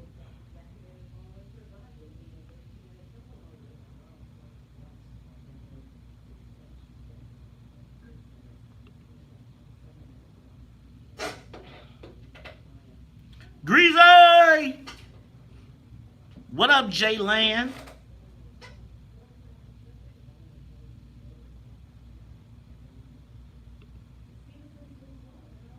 Never. You ain't gonna get it. Flash.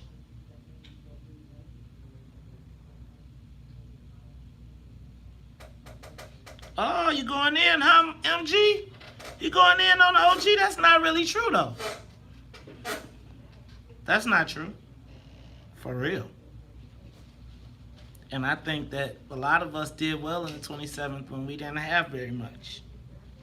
I do.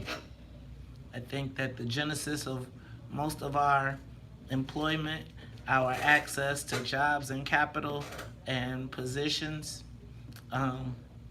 even as some of us built our relationships out of the 27th Ward.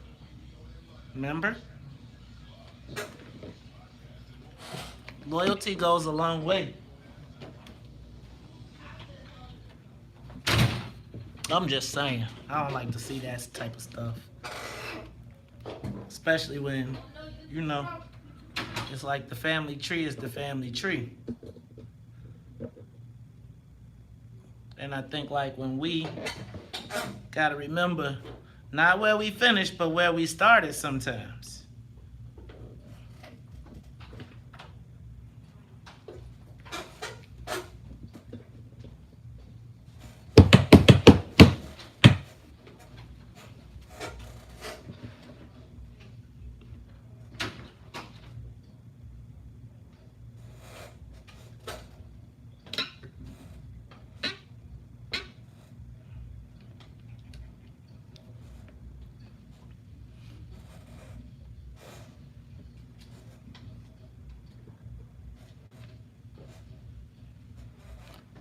I be thinking like,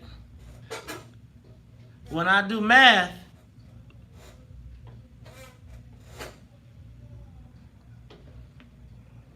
Not a good way to play that. You are tuned in to Talk Chicago 1698. I'm your host, Maze Jackson. Got my co-host, Ty Stroger, feeling kind of ill today, so he's not going to be in. See how I did that? I almost got me. I was like, because I'm used to it. Hey, y'all, I'm asking about a few things, right? So, did Lori Lightfoot make the city council a rubber stamp? And I only say that, y'all, because do you... And take Lori Lightfoot out of it. Take the people and the... So you're responsible for voting for your aldermen. So obviously in all of y'all wards, y'all aldermen apparently appeal to somebody. Some of y'all would say, well, man, if you live on the white part of the ward... Okay, so let's talk about the ones that are far south. The wards that are far south, there were no runoffs except for the progressives, right? If you didn't have a grocery store or something, right? So apparently the people that live where they live are okay with what they're okay with. Now, maybe one day you'll get an alderman that you agree with, that you're more progressive with. But in the time in which you get a proactive, pro-black alderman that says, what's in it for the black people, but now you done said, not because of the current situation, but because you was excited about a black mayor. Remember how y'all got excited about a black president? Without nothing to show for it? And then 8 years later, y'all was like, dang. And y'all was like, and remember when Maxine wanted Tia? That's why Tia Maxine became Tia Maxine. Because she was trying to be on some black stuff, and y'all would be like, y'all better not say nothing about my president. I don't love nobody.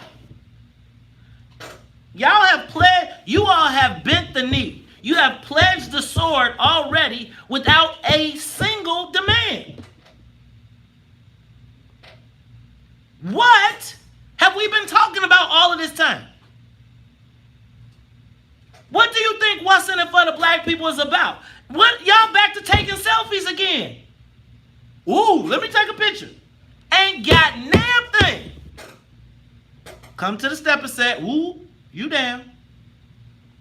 Come to your party. Call you out. Nope. Did we get a list of what happened at Lincoln Yards? Did we get a list of what happened at the 78? I'm not saying that she's going to be bad. But y'all, look, same black lollipops crying about President Obama and what they didn't get, and they done already jumped on the bed. Because this is how we do. We so mad at our enemy, or the people that we perceive as our enemy, that we be like, whoop 'em. Fool, you in the same damn boat. You be drilling holes in your own boat trying to sink them. Now, all I'm saying is, y'all, we've got to figure out where is the intersection and when do we get our power. If the aldermen don't have the ability to stand up to the mayor, and she decides that her priority has become Boys Town, and now they spend $200 million in infrastructure and reconstruction and rainbow flags and all that, and I'm not tripping. And when she say no, when they say nah, well, it's like it's too late because the Negroes done already gave our swords away. Y'all gave our weapons away before we even used them. Black lollipops. Let me go to the phone lines. Mark, you want to talk Chicago 1690? Yes, good morning. How are you? Good morning. Yeah, I would like to preface what I'm going to say with, can we have a dialogue or am I going to be cut off after I make my comment? Make your comment. It's not going to be a long dialogue. I got time. No, but you can make your comment. Go ahead. Yes, sir. Yes, sir. Basically, Lori Lightfoot, the way doctors assess patients is they look at what their past is, right? They don't know who you are unless they know your history.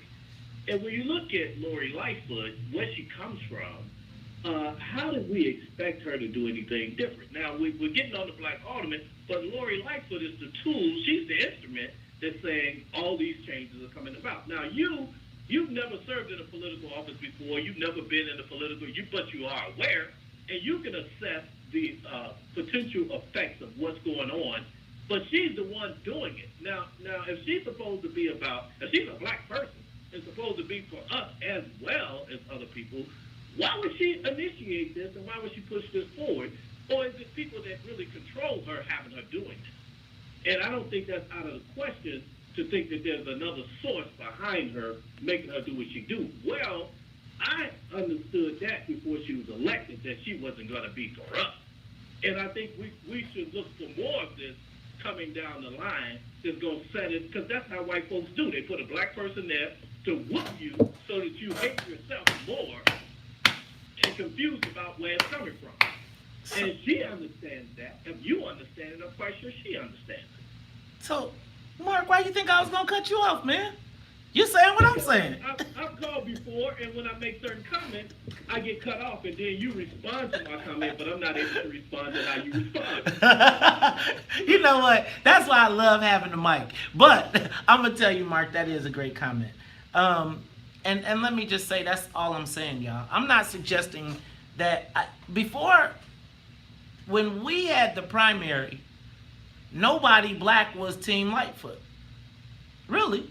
And so y'all was so happy to whoop somebody that's been playing us that we still haven't made a demand. So you gave up all your weapons, you gave up all your allegiance, you gave us all your loyalty, and you didn't get nothing in exchange. It sounds to me like the same thing that y'all mad at the alderman for. We getting ready to be some rubber stamp Negroes.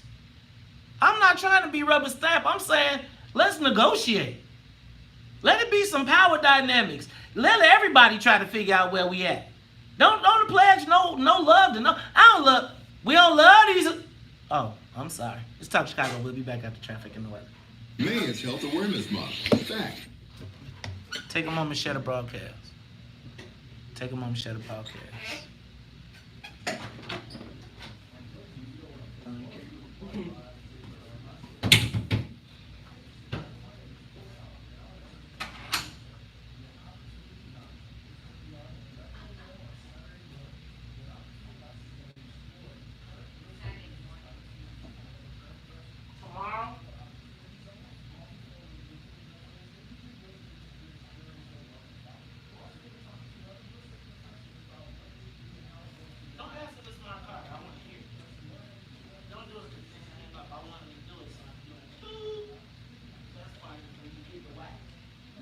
Getting really into it, he think he getting ready to keep that like, oh, this shit like,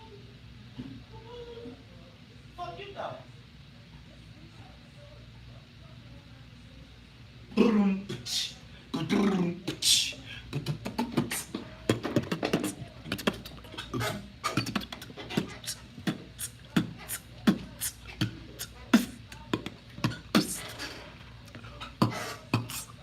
I've been.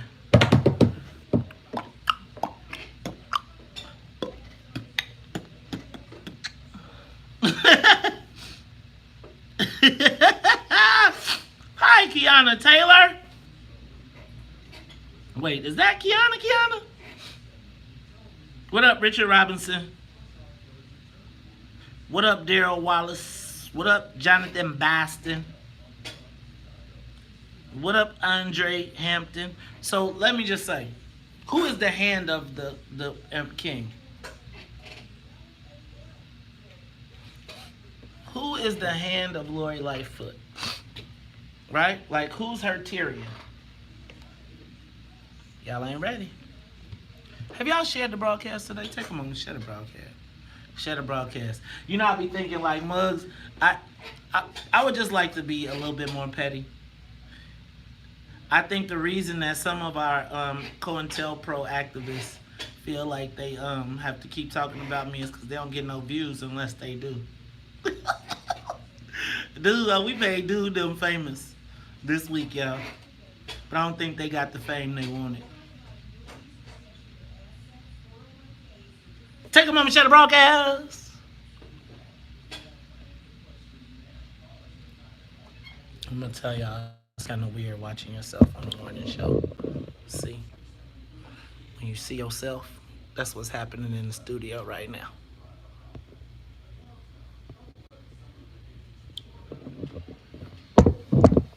And actually, the real crazy thing about watching yourself on TV is that it's like a what I call it, like time travel.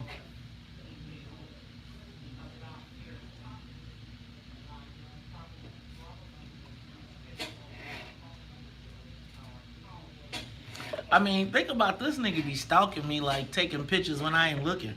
Like, what you hiding in the grass? Like, You know what I'm saying? Like, I think that's like a sickness, like a stalker. Like, you know how girls drive by your car, your house, when they mad, they be looking? I really think, dude, I'm gonna tell y'all. I really don't want to tell y'all my real theory. Because my real theory.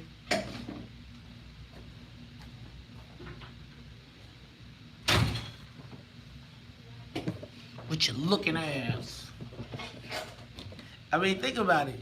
You go to somebody else, you gotta. Yeah, exactly. That's exactly what I was gonna say, Stephanie. I really think the dude either wants to be me or he got a crush on me. That's really what his problem is. Sweet ass.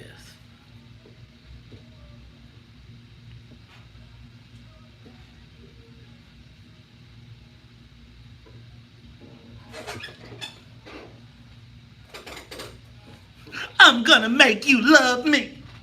I'm gonna make you love me. Fuck out of here.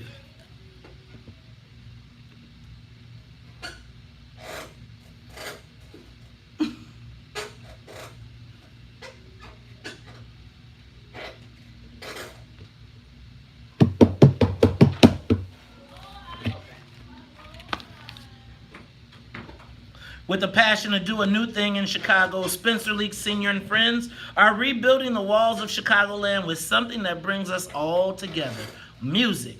So this Thursday, that's tonight, y'all, May 23rd, we are all invited to the Nehemiah Project featuring Fred Hammond, Kiera Sheard, Joshua Troops, and Charles Jenkins. The Nehemiah Project is a free concert with the purpose of getting Chicagoland on one accord. Along with Fred Hammond, Kiera Sheard, Joshua Troop, and Charles Jenkins here, the Walt Whitman and the Soul Children of Chicago. I told you I was the Soul Children for one day. I lost 10 pounds. Boy, they worked out. Plus, the Victory Travelers, the Salem Church, the Salem Choir, a 300 voice Church of God mass choir, and the Thompson Community Choir. Keynote speaker Bishop Charles E. Blake, the presiding bishop of the Church of God in Christ Incorporated. Now, don't miss this free concert tonight at 7 p.m. at the House of Oak, 752 East 114th Street in Chicago. Plenty of free parking. All ages welcome. Shout out to the Leaks. I want to. Oh, y'all bogus. Oh, I ain't taking no call-ins. Y'all had Ferris. Y'all had me tell people Ferris was coming, and now he talking about he calling in. Oh, he fancy? He fancy like that? Oh, I might. Right. We're gonna have to talk about that. All right, y'all. But let me go to the. Let me just point something out real quick. We are less than a week away from the close of the legislative session in Springfield. They are planning on taxing us with the quote-unquote fair tax. You also have gambling. You got billion-dollar magnates fighting over video gaming, casinos. You got sports betting. You got all the big sports betting and everybody going on. Let me tell you. You got cannabis. The legalization of cannabis. And y'all, I ain't heard hide nor hair from NAM legislator about what's going on. Now, I try to give everybody a fair shot. But I'm about to tell y'all that we are about to watch the rebuilding of 3 new industries that will be multi-billion. And ain't damn nobody telling us nothing. And then what's going to happen is going to be a rash of new laws that pass is going to fly through next week, and we ain't going to know who got what, and we still ain't going to have people out of jail. It's going to be more rich white boys, and we going to be sitting around talking about, yay, Lori Lightfoot. She showed them.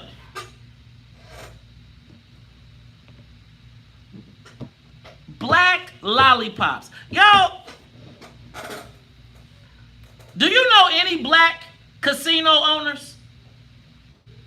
Do you know any black people doing video gaming? Do you know any black-owned marijuana people? Right? We got one company from out of state. We're going to make people wealthy from everywhere but Illinois. And then y'all going to call me and tell me, y'all going to curse me out about the alderman. Right? And then you're going to see all these marijuana dispensaries opening up in our neighborhoods, owned by white people, talking about we let y'all out of jail. Y'all need to be happy. Does that sound exactly like it always works out? White people get rich, black people get back out of jail. We're going to make you and your next generations wealthy. Think about this. They are talking about a casino. Who black got the money to get in the casino? Nobody. It's and the ones that could on the outs with Mayor Lightfoot. Real talk. Who's going to profit from the, right? You want to impress me? You tell me who is down in Springfield lobbying for the cannabis issues for black people. Not for your company and your boy, but not, because remember, y'all don't want them to have the power. So right now, as we look to legislate, the wealth is being legislated for the next 10 generations. Think about it. Think about the guys that got into liquor. Now the white boys are saying, we don't want y'all to let the black people out of jail for selling weed. Well, only a certain few. Maybe when they was 17. No, fool. You get ready to let 20, 25-year-olds and 50-year-olds make billions of dollars. But you can only let them out if they after 17.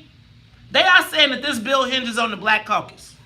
I'm reading it all everywhere. They saying that the Black Caucus, what is the Black Caucus telling the black people? They're going to come to us afterwards and say, good luck. If we wouldn't have did this, they're going to tell us about how many people they got out of jail. I'm just asking, who's representing black self-interest right now? Casino gaming. I mean, they talk about billions. I don't even think do they even have black lobbyists? Oh. Well, see, because remember the real deal don't happen. The legislators put the cherry on it. Who's the black people at the table? Don't tell me about no damn advocacy group. Don't tell me about no nonprofit. Don't tell me about no. I read that the multi-billion-dollar agencies are coming down, and ain't nobody saying what's in it for the black people. And I'm saying put it to them. Hey, y'all. The potential of this legislative session has the potential to generate the next 10 years of billionaires out of Illinois. Who you got at the table? Who looking out for us?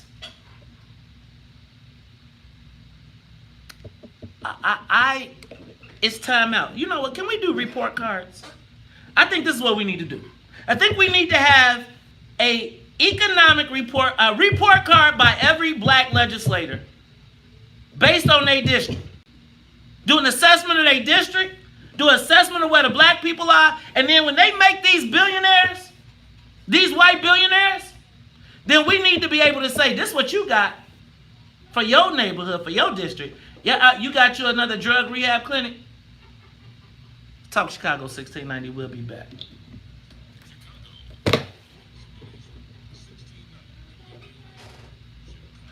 Take a moment, share the broadcast. Take a moment, share the broadcast. Take a moment, share the broadcast.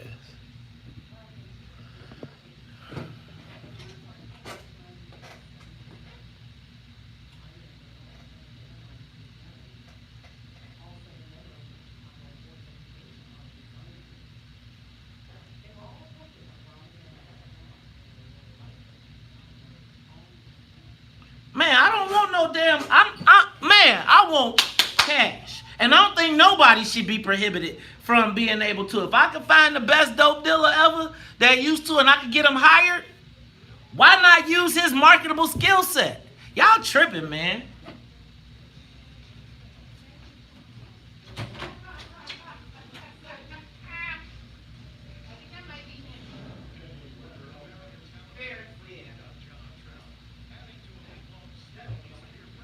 Call-ins? I don't do call-ins. Is he in Chicago? I don't get no call-in. You live in the city?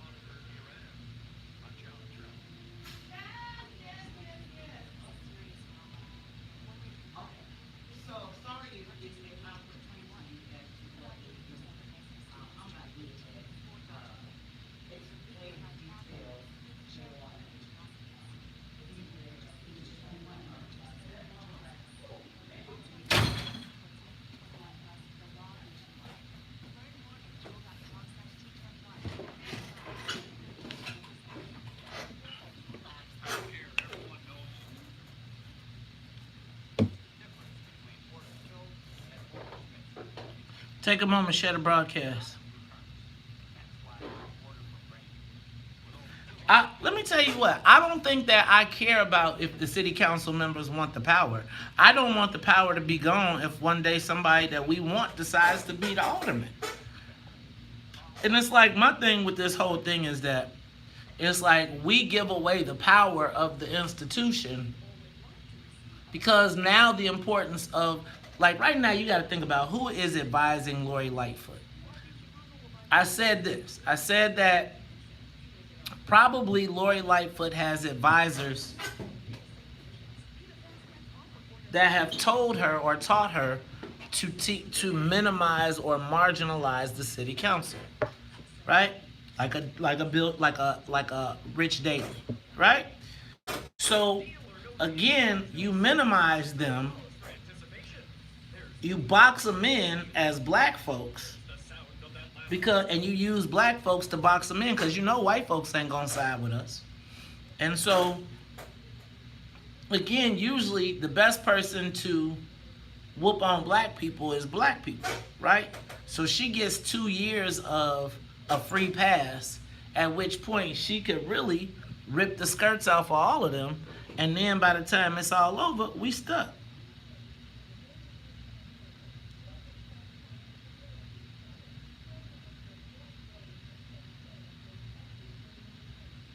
Nah, they don't. They tell me that they can't talk to me because they're offended. They'll offend people to talk to me, right? So they'll go somewhere and talk to people who will not really ask about that. That will just be like, it's okay. Y'all, they are making billionaires right now. Billionaires, and the white billionaires are like, we want our billions. millions.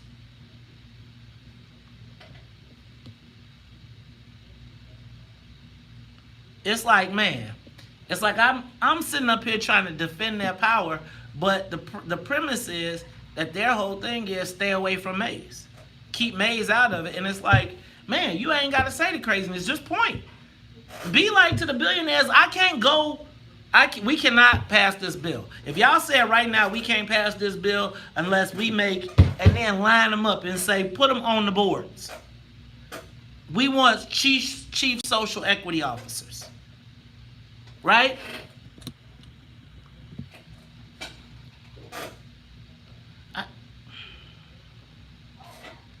I'm just frustrated with the whole process of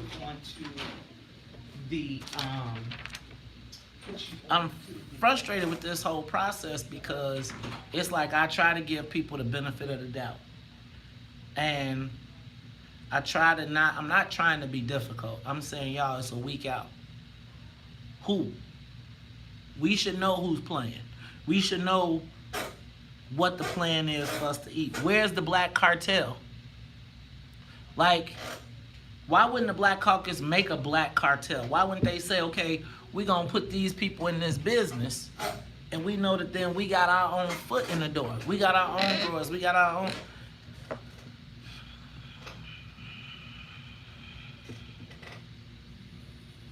own. Because the street organizations are busy being misled by a goofball who keeps trying to divide us.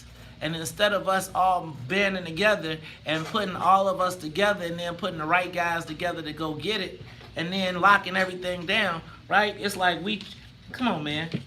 We could make a play that they couldn't even touch. Every black legislator would be like, I don't want no problems. Y'all want to be whooping on, y'all want to come bust up meetings. Could you imagine if I was on that lead bill down there? I don't think I'm going, but I'm saying, like, why we can't put our cartel together and say that's them, y'all put that cartel on.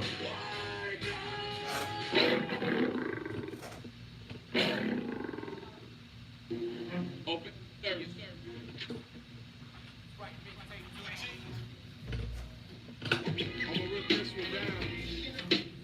Oh, that's O. That's O. That's O.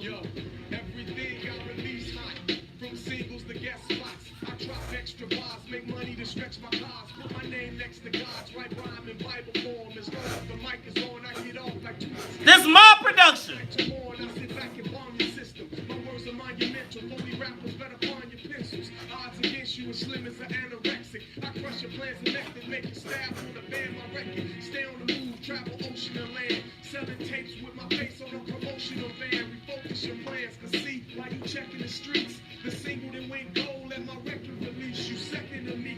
I drop songs on mixtapes. Watch a man blow up, then be on his tapes. You are tuned in to the Top of Chicago, 1690 AM. I'm your host, Maze Jackson. My co-host, Todd Stroger, is not here. Y'all know how we do at the top of the hour, though. Gotta say what's up to the WVON morning show team. What's up to Annette Flournoy in the newsroom, as well as the Wonder Twins, Sonia Escobar, as well as Miss Sonia Tompkins. She is my super producer, as well as the musical conductor. Now, let me tell y'all know usually at this time, this is 8 o'clock on Thursdays, an Uncomfortable Dash Conversations. The podcast, episode 12, has dropped. So make sure you go to uncomfortable-conversations.com, go to Spotify, go to Google Play, and go to iTunes. Subscribe, and you can hear myself and Joe Walsh get it in. But I'm going to tell y'all, yesterday's Uncomfortable Conversation was truly uncomfortable. Don't miss it.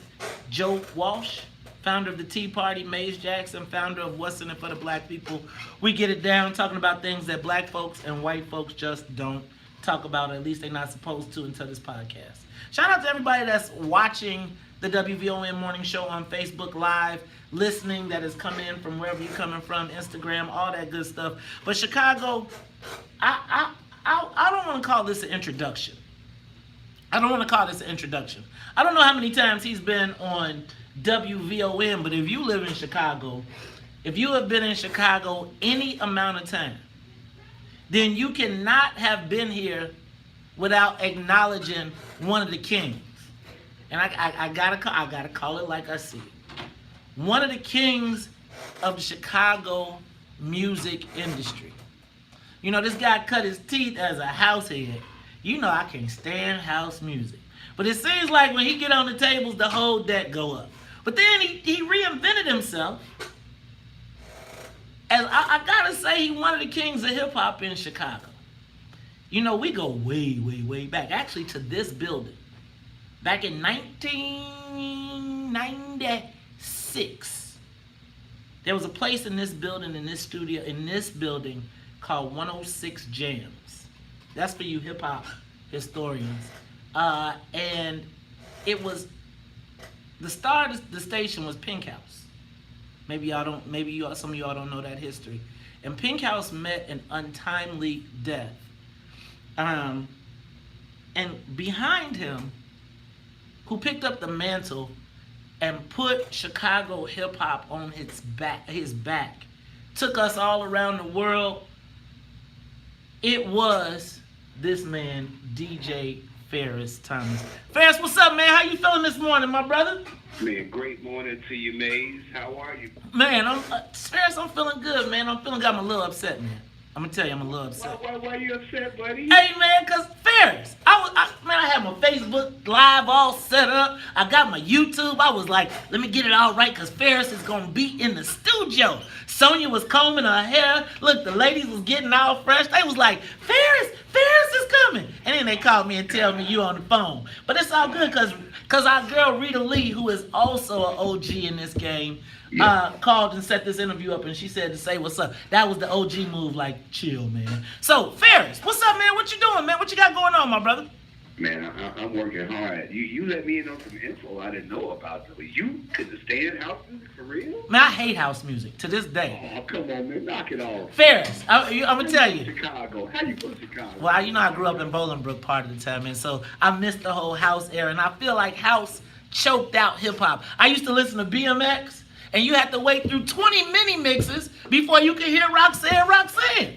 Right now, it's just like, God, could you kill this house music? But PHARRIS, you cut your teeth as one of the kings of house in the city of Chicago. Talk to me about that. Talk to me about your origins first. Well, I started off, at one time, Chicago was basically there was no hip-hop first and foremost when we first started. It was all house music here in Chicago, period. We had our little hip-hop outlets, the HPK, those guys, Chili Q. We had a few, but Chicago really wasn't onto hip-hop.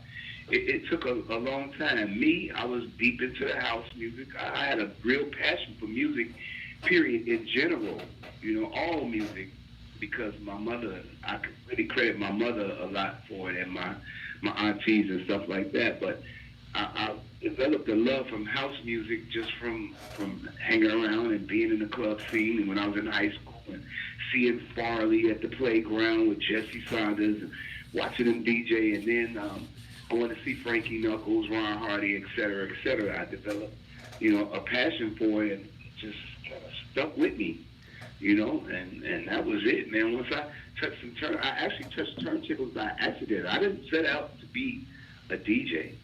I played instruments. I've come from playing the trumpet, the upright bass, electric bass, band camp at Grambling State University when I was a shorty. So, I actually was kind of pushed into being a DJ because one time when I was staying in Louisiana in Grambling, my cousin didn't have a DJ for his party, and they made me DJ. Right. From there, man, that's it. I was blown away. That was it. I was in love. So now, PHARRIS, tell me how you make the transition, because, I remember coming home for college parties, and you was the star. Like, it was like you would drive down the expressway, you'll see DJ PHARRIS. And then, PHARRIS, you made a transition from house to hip-hop. Talk to me about that transition. It was not easy. That was a rough time. That was a real rough patch in my life, my career, et cetera, because people, they don't accept new things. A lot of times they don't accept change. And when you're the first person trying to change things, you seem like an outcast. So I became somewhat of an outcast to the house community because I was like the first DJ that was daring enough to try to play some hip hop. I come in the house party, try to throw on the hip hop record towards the end there and then. Oh man, they were really upset with me.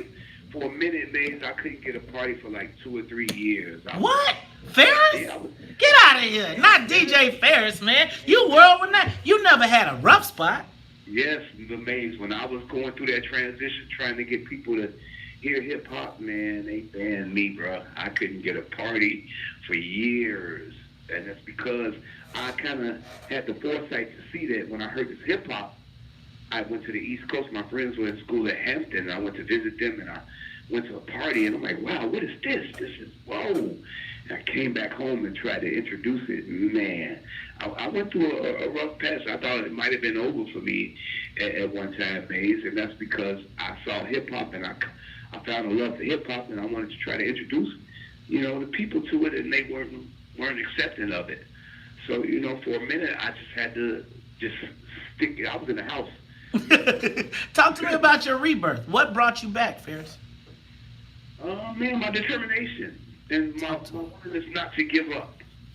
I believe that kept me going, and just knowing that, one day this transition is going to happen. And to all the naysayers, I ignored the naysayers, and I just stuck with what I believed in. And eventually, man, it happened. It happened. The hip-hop started hitting. People started like, wow, this dude really knew what he was talking about. And eventually I was able to get back on the scene, and hip-hop started to grow, and bang, there you were. I was right in the midst of it. Nah, Ferris, I got to tell you something, man. I got to go back because people don't know how far back we go back to 106 Jams. But, we also, when we opened up, Sonya was playing a piece of the Sprite mixtape. Now, that was the second Sprite mixtape. Yes. That wasn't the first Sprite mixtape, which you and I did. We did the first corporate mixtape in the city of Chicago, where Sprite hired, and I was like, man, I want to do a mixtape. Who can I get? I want to get Ferris. And Ferris, I called Ferris up because we had worked together. I was an intern. Ferris was famous. He had Ghetto Boy Radio. He was talking to Willie D, Scarface, and Bushwick all the time. He was running the deck, and he said, man, I'm with you. We had Common on that. Remember last week we had Common on. Common talked about that deal. Ferris, but I want to tell you something, man. You got me in a beef, man, and I think I need you to get me out of it. What's going on? Ferris, remember when we recorded the Sprite mixtape? We was in the basement over there in London Townhomes. Yes, we doing the Sprite mixtape. And remember, I was like, Ferris, we can't have no cursing on the tape. And it was a young go-getters with Kanye, Christina, and we said, and Kanye had one of the coldest raps, but it was too much cursing in it, and we cut him from it. And we kept Christina and cut Kanye. Do you know every time I try to get an invite to a party now, Kanye be like, nah, man, he cut me off the Sprite mixtape. Oh, wow, that's funny. Man, hey, man, I need you to get that right, man. It's like, I be seeing all the videos. I'm like, I'm part of the history. They like, nah, every time somebody, like, man, could you get Ye on the show? Nah, man, he cut me off the Sprite mixtape. I was like, Ferris did that. I remember, that's funny because when you played that piece while I was on hold, I'm like, whoa. It took me back. I'm like, is this from back in the day, the Sprite mixtape? I still have a copy of that mixtape right now today, put up. My mother put it away. I still have it. I'm gonna tell you, Ferris, that was that was the golden era of Chicago hip hop. But look, Chicago's experiencing a rebirth of music coming to the industry, and you are leading that. When we come back, we're gonna talk about your new project and how you have brought your international celebrity to Chicago and are now putting Chicago on your back once again. We'll talk about it all when we come back. It is DJ Ferris. He's the man in Chicago, but he's bringing the world to Chicago. Shout out to Rita Lee. What's up? We'll be back after traffic and the weather. More of the morning show. Y'all don't know how far we go.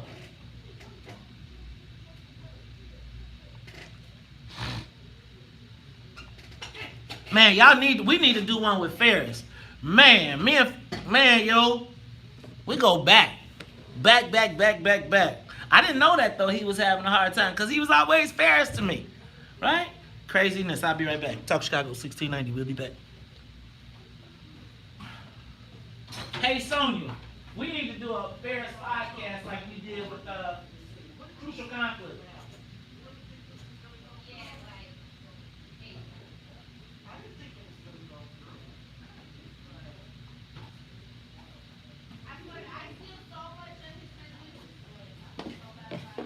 DJ Ferris.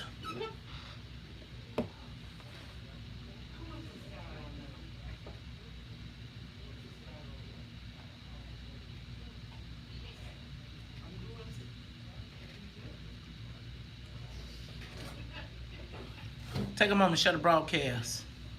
Now y'all know. See? Take a moment, shut the broadcast. What up, Aaron?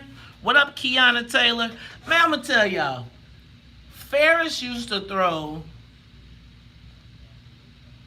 I remember when you would throw parties and Ferris would be waiting to come on, and he would be like, y'all can't play this, and this, and then he would get on and blow that bad boy up. Remember when he was doing Buzz? Do y'all remember any of that? Y'all don't remember like that? Man. Best things that could ever happen was when he converted to hip hop.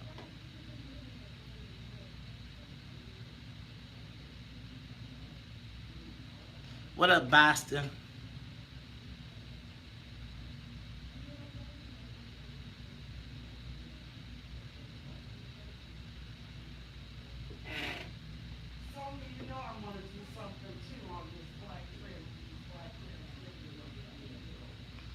What up, Stephanie?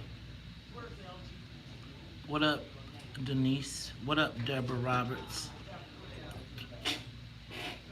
What up, Shania?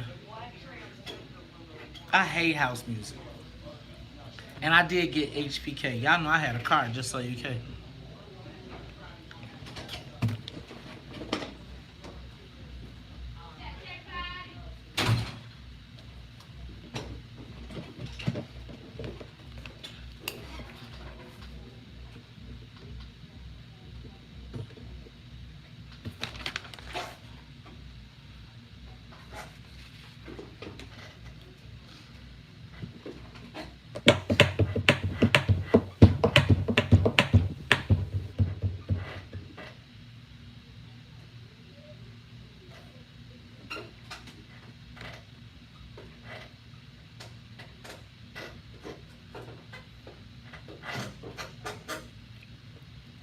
You are tuned in to Talk Chicago 1690 AM. I'm your host, Maze Jackson. My co-host, Todd Stroger, is out of the building today, but it's all good because we're keeping it hot in the studio. We have a Chicago music legend. People say he's a musical genius. Hey, y'all, it is the incomparable DJ Ferris. Ferris, my brother. I know you was just dancing to that, Jackson. No, I wasn't. I hate house music. I hate house music. I hate house music. I hate it all. I hate it. So, Ferris, man, look, you know what? I want to consider myself one of the people that brought corporate dollars to Chicago hip-hop. But, man, since then, it seems like corporations have blown up and have really used hip-hop as a platform. Man, when we first started doing it, man, we were really groundbreaking and encouraging local and national brands to take a chance on hip-hop.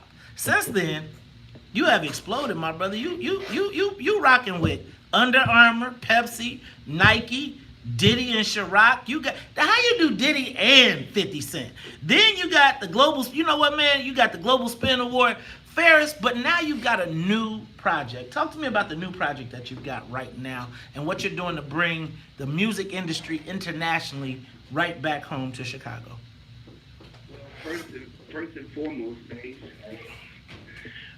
I kept my hand on things. I've always wanted to kind of create an outlet for Chicago artists because I've seen, like, with the new school artists, a lot of them, they're searching for us and they're looking for the talent from here. And a lot of guys and girls, they get into bad record deals, et cetera, because they don't have the knowledge. So they go out and sign bad contracts. They just look for an outlet and they take the first thing that comes along. So my experience and the stuff that I've done in the game, I finally got to a position where I could start my own record label. This is Chicago Music Group, is a new label that I've created. It's sort of an outlet for the local artists here, even the artists in the Midwest, to get on and get a fair deal, a fair shot, to actually have somewhere to go where they won't get robbed for all their royalties, et cetera, because that's what they're doing to a lot of these young artists out here. They're just taking their talent, putting them out there, but they're just getting money out of them. They're taking their money and bang, they're not developing the artists, et cetera, et cetera. So I created an outlet for the youth and the upcoming artists to come in and get the right treatment and get the right type of deal and see how this music game really works out. A lot of people may not know, but I produced some records, man. It's funny that we kept that relationship from back in the day. That Kanye thing from the basement, it actually turned into something. Kanye used to come to my basement and borrow tons and tons of records to sample way back in the day before he ever had a penny. So I ended up getting back with Kanye and I produced a record on his album Fade. That's the record where Tiana Taylor's in the video. Okay. You may not know. He gave me a chance to be on his record Theraflu. I arranged his record Mercy, et cetera, et cetera. That's just a little history of, I've been somewhat in the production game aspect of it, but people probably wouldn't know that. So I've been, not only just DJing, I've kind of learned the music game throughout my years and just working with different people, and especially Kanye. But now, I got my own situation. I actually have a single that's about to drop on June the 14th with guy Young Dolph. Oh, okay, I heard of Young Dolph. Yeah, he's really from Chicago, but he's out of Memphis, and then I added another Chicago rapper, Herbo. So, and I put together a record with my guy Mano. Mano is a 3-time Grammy Award-winning producer from Chicago. He actually did some stuff for Kanye, The Weeknd, and a lot of other huge artists. So we got together, we put together a few records, and man, we ready. We're ready to launch this whole label, and we want to show that we're a legit outlet for the city, and just kind of, just get things going, man. Maybe we can start our Motown here. Hey. We don't have to go to New York and LA. Well, that's what I'm loving, that you brought it home and that you are using your influence to bring all of your international celebrity home. But I got a question for you, Pharris. Because you know what, man? I'm going to tell you, I done got old, my brother. I done got old. We don't get old, we get better. But I got young. I got my daughter just as a freshman in college. My son is going into high school. And Pharris, talk to me about the music scene in Chicago and the whole concept of what role do you think it can play in solving some of the issues that we got here? Because it seems like it is the soundtrack to some of the issues that we have. How do we turn this thing around? I believe creating opportunities. Create opportunities to get these people out of these positions. A lot of people, are poor right now. They're looking for ways to make money, and the result, it results in a lot of times these guys out in the street, violence, drugs, et cetera, et cetera. We're looking to change all of that. We're looking to give them opportunities, give them work, give them chances, give them a career, take them off the streets. That's what we're looking for. We're looking to just show them that, there's other ways to go about things besides the way they're going. But we have a great scene right now. Chicago is musically up there with some of the top cities, finally, because if you remember at a time, Chicago hip-hop scene, it took us a minute to get on, man. Man, you had to leave Chicago, quite frankly. Yeah. Most people felt like they had to leave. You think about Ye, when you think about Common, they was like, man, they had great talent, but they felt like the place they had to leave. Pharris, how does somebody get up with you? So I know how this goes, man. Everybody will be like, man, I got an album, I got a demo, what does someone need to have to come talk to you and your label before you would consider them having a deal? Just as a real passion for what they have going on in music, for the whole music game. Just a passion for it and a real desire to want to, really do this. And if that's what they want, I'm the easiest guy to find. Always. I'm always on social media. I'm always out in the streets. And I'm on the radio every day. So you can find me, and I'm the type of guy where I will lend you my ear. Well, I'm here too. I'm gonna tell y'all what. I used to see Ferris and be like, "That's Ferris Thomas," and Ferris was the most down to earth, fun loving, cool brother. Ferris, let me tell you what, my brother. I want to tell you, I admire beyond everything that we heard today your longevity, your staying power, and your ability to move with the people. And now, even as you have gotten up here and become a real OG in the game, you still haven't deserted Chicago, and now you are trying to do what we all need to do, which is to put our next generation on. And I want to commend you for that, my brother. And I want to thank you, man. And we both are really staples in this city because, man, I salute you like everything you've done. You started out doing this whole music thing, and you stepped it up and got into political game, et cetera, et cetera. So, salute to you likewise. Hey, my brother, I appreciate that. And look, this is what we got to do, Ferris. We got to take some of that power you got and bring it on over to the political side. And we got to figure out, how do we make our city better? Because I'm going to tell you, music, entertainment is woven into our city. But there's nothing. You ain't Chicago if you don't know DJ Ferris. And you know what, Ferris? In memory of you, I'm going to go ahead and shake my shoulders to this song. It is the one and only DJ Ferris. Ferris, you got a website they can find you at? Yes, djferris.com. djferris.com. Chicago legend and icon. He is the man, DJ Ferris. Check him out. He's got a new label out. Catch him on social media. Hey, when we come back, everything parents need to know about protecting young athletes from deathly injury. And you know what? I still hate house music. We'll be back. Live from the double. All the house music songs I like on one You album. gonna say that? House music is the bomb, and I think everybody has a story with DJ Ferris. DJ Ferris did a party for my best friends, and they had their own two-flat, and the people upstairs just happened to move out. Step back. Step back. All right, go ahead. Woo! The people upstairs just happened to move out, so we had a house party on the second floor. It was so wow and so much fun. Police didn't have to get involved because that's not what we did back then. We had fun, even though we probably filled up the block, But Ferris went off. He had his own room. We had bedrooms up there. It was so much fun. I said, do you remember playing Quincy Smith? He was like, yes. I said, you remember when you did a house music party on the second floor because it was empty? He says, man, that's a throwback. I was like, yes, we kicked it so hard because house music days was the bomb.com. I hated house music, but there's so many people that love house music. Yeah, but you know what? You got your old, like the house picnic. I don't go because now I have almost transitioned from house music because, it is what it is. I can't jump around like I used to. Don't even feel right. Man, y'all jumping are supposed to around be jumping to- around. to Them people house be, music. them What people else be you gonna acting a do? damn fool. I don't like house music, so I'm just telling you. I be like these fools. Man, I gotta get out. You know what? I forgot. I got 2 shows to do today.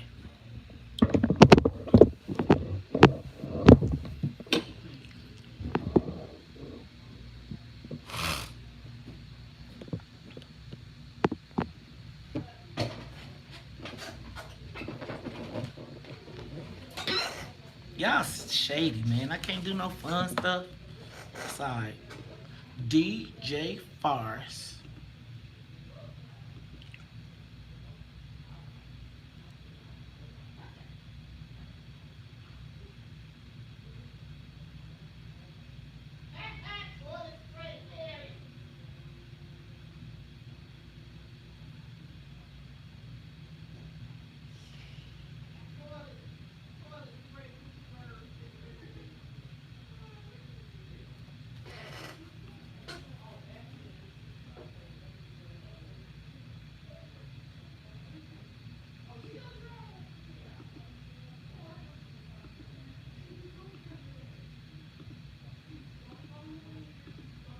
Take a moment, share the broadcast.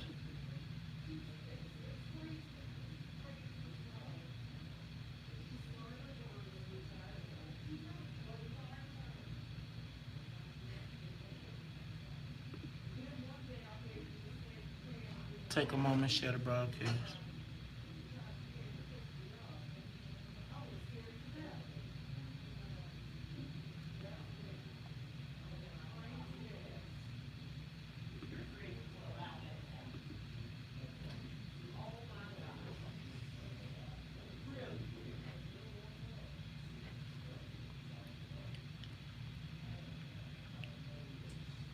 Take a moment, share the broadcast.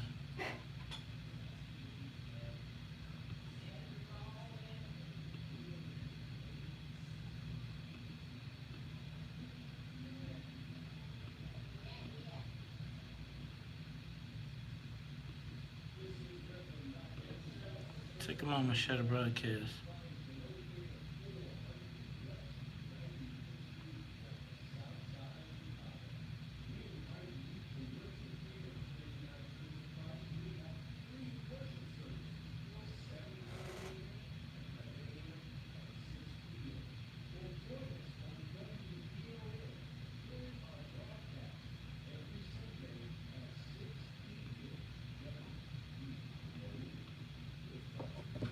I'll be right back.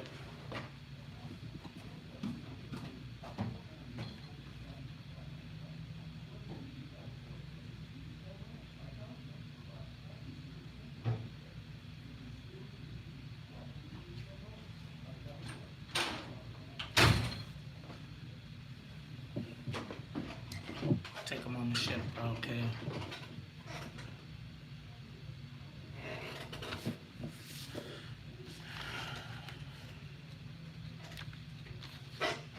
Do I have a...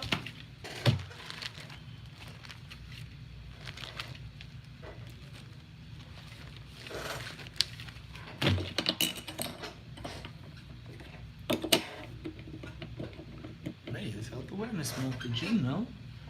To even feel better. The 7 benefits. And air conditions. Disease. Boosting your energy, improving sleep, improving your sex life.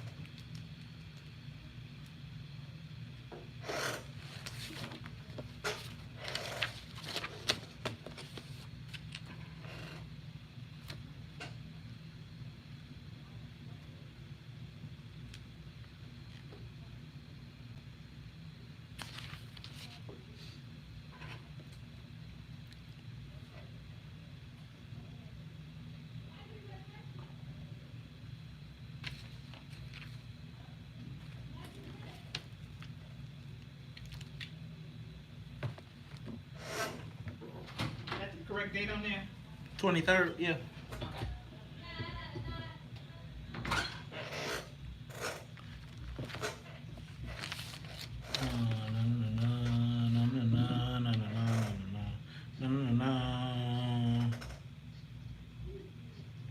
Here comes the outstep murderer. I'm the lyrical gangster.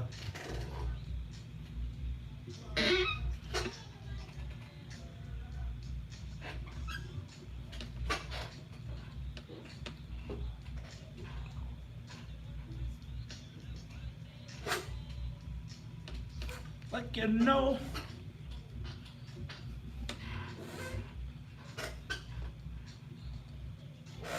Here comes the step up murderer. I'm the lyrical gangsta murderer. Murderer. Mary.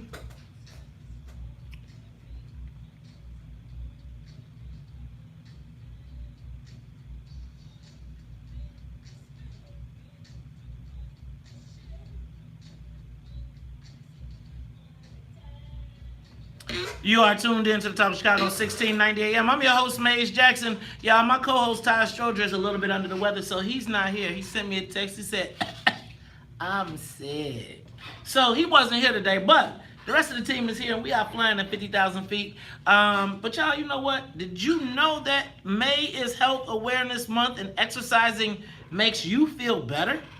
The 7 benefits of regular physical activity are weight control, combating health conditions, diseases, improving your mood, boosting your energy, improving sleep, improving your sex life, and is fun and social. This healthy tip is brought to you by Resurrection University. See what Res U can do for you. Start your career now at Resurrection University. And continuing in May being Health Awareness Month, a lot of us have children who are playing sports. And a lot of times, you know, if you are anything like me, my son is always telling me about the next newfangled piece of equipment that he needs.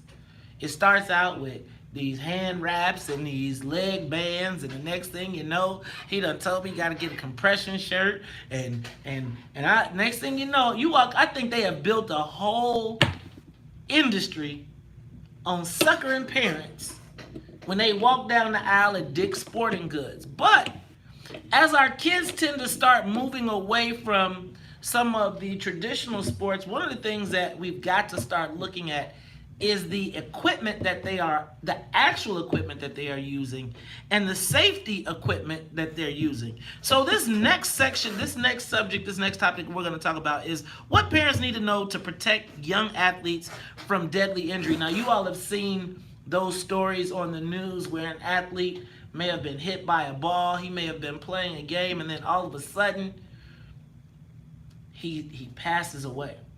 Well, today we're going to talk to Executive Director of NOXI, Mike Oliver, and Karen Okampora. She's the president of the Louis Okampora Memorial Foundation, and we're going to discuss the new chest protector products to keep our young athletes safe. Welcome to the WVON Morning Show, ladies and gentlemen.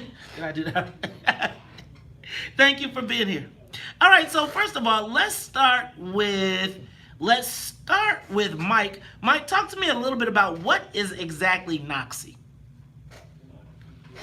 A nonprofit organization that has existed since about 1972. And what we do is we research science and medicine, and based upon the research and the science, we draft and publish standards for athletic equipment. That's performance standards. So if your son or daughter play football and they look on the back of their helmet, they'll see the NOXI logo. It'll say certified as meeting the NOXI standards. So we do that for football helmets, batters helmets, catcher's gear, lacrosse, polo. We do it for baseballs and softball. But that's what we do. We publish those standards, and then we underwrite or support research at the university level to advance the science and the understanding of how kids get hurt, how athletes get hurt, and what we can do from a standards organization to prevent those injuries or reduce the likelihood of them occurring. Okay, so now there is this circumstance, or I don't know what you call, I don't know how to describe it, but comotio. Thank you. Explain to me what that is, and Karen, can you tell us your story and your son Lewis's story regarding this?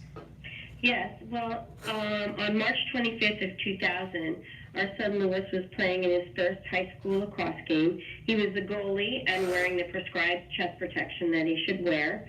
Early in the second quarter, Lewis blocked a routine shot with his chest as opposed to his stick. Lewis took a few steps and he collapsed. My husband and I were bewildered as to what could possibly be wrong, but unbeknownst to us, Lewis was in sudden cardiac arrest due to the blunt trauma of the ball hitting his heart in just the right timing of his heart cycle, which put his heart into what is called ventricular fibrillation, a chaotic rhythm of the heart. EMS was called, and his trainers did start CPR. However, EMS did not arrive for 15 minutes. And with every minute that passes, that defibrillation or an automatic external defibrillator has not been used, your chance of survival drops by 10%. So tragically, Lewis had absolutely no chance of survival on the field, and he passed away that day. Now let me ask a question. Was this an equipment issue? Was there something that could have been done to save him? Yes, this was definitely an equipment issue on two levels. The first level would be that he did not have the proper chest protection that would protect him from commotio cordis, and on a secondary level, that there was no automatic external defibrillator on the field immediately for use because defibrillation is the only way to reverse commotio cordis.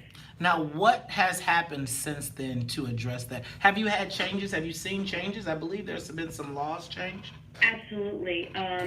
Well, first off, primarily, we knew that the chest protection was a problem.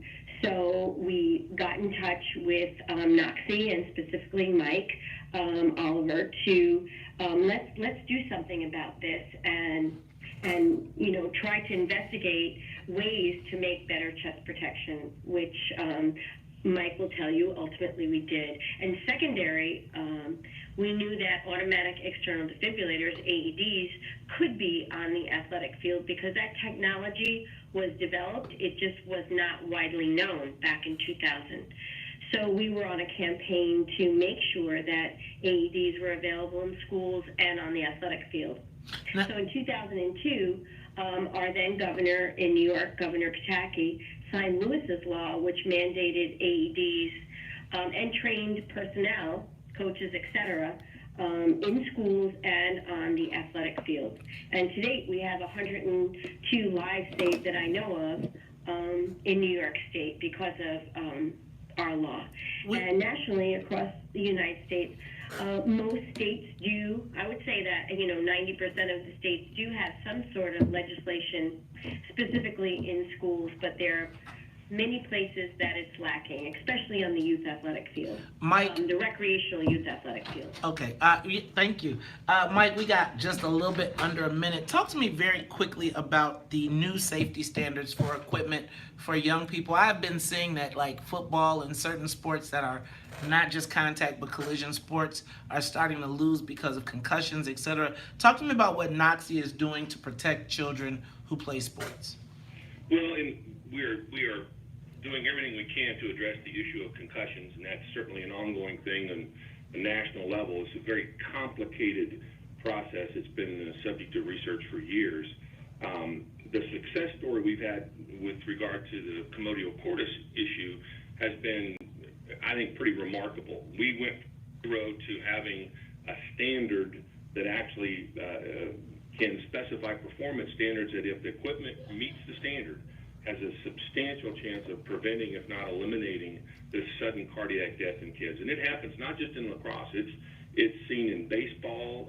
It's seen in ice hockey. It's seen in even some martial arts. So it is not restricted to one sport. But we have the standard. We've published it. There are products available starting about maybe 6 to 8 months ago that are available that if worn as a chest protector or a device and certified compliant with our standard will work. Mike, talk to me about where, and I got to close with this, but tell me where parents can go to find out if the athletic equipment that they are buying, whether it's chest protectors or any of the other things that you cover, where can they go to find out if their equipment is certified? Well, two ways. Number one, you can look on the equipment. There will be a label, permanent label, that will say certified as compliant with NOXI standard, and it'll have a logo. Like the chest protectors will have a heart tracing logo that says it meets NOXI standard. But helmets, any other gear, will have a permanent logo. You can also go to our website at noxi.org, and on the front page there's a link to our standards, and then that link will take you to a list of all equipment that's been certified compliant with our standard by sport, by brand, and even by model name.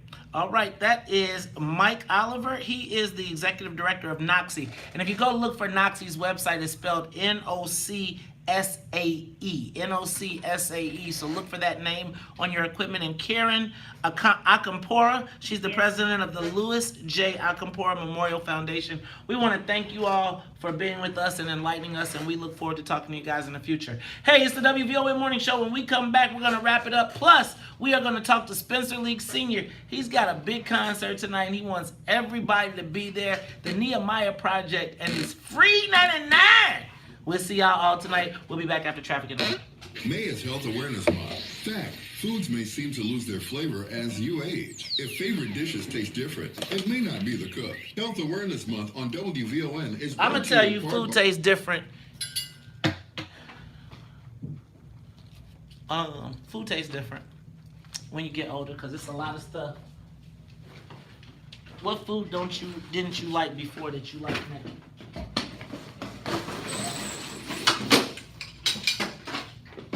y'all seeing the quick fast breakdown?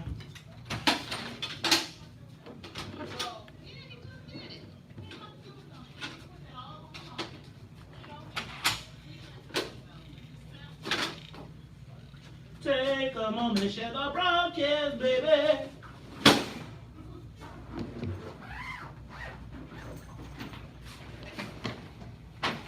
Take a moment, share the broadcast, baby. I don't need that. I don't need that. I don't need that. I don't need that. I don't need that.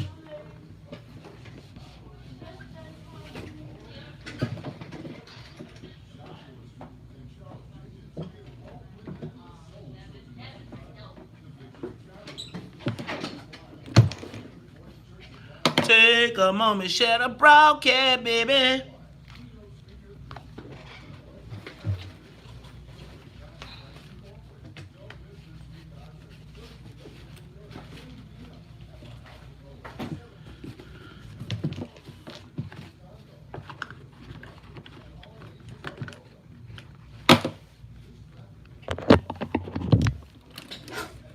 Y'all good? Y'all tapped out on your boy. Y'all ain't right for that. Be trying to keep y'all safe.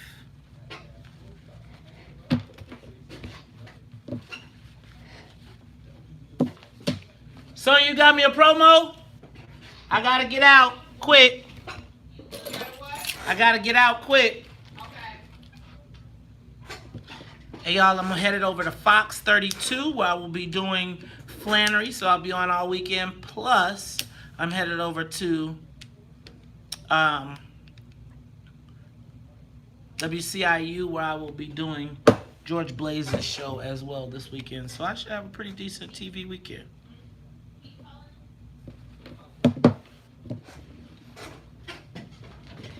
Oh!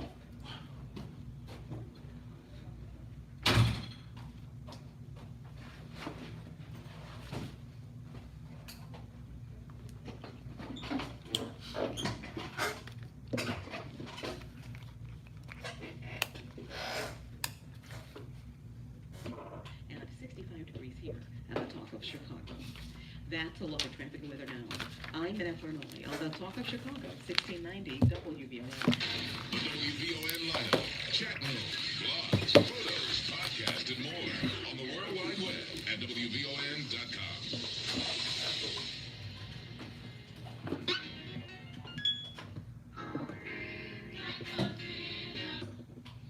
Is he on the phone?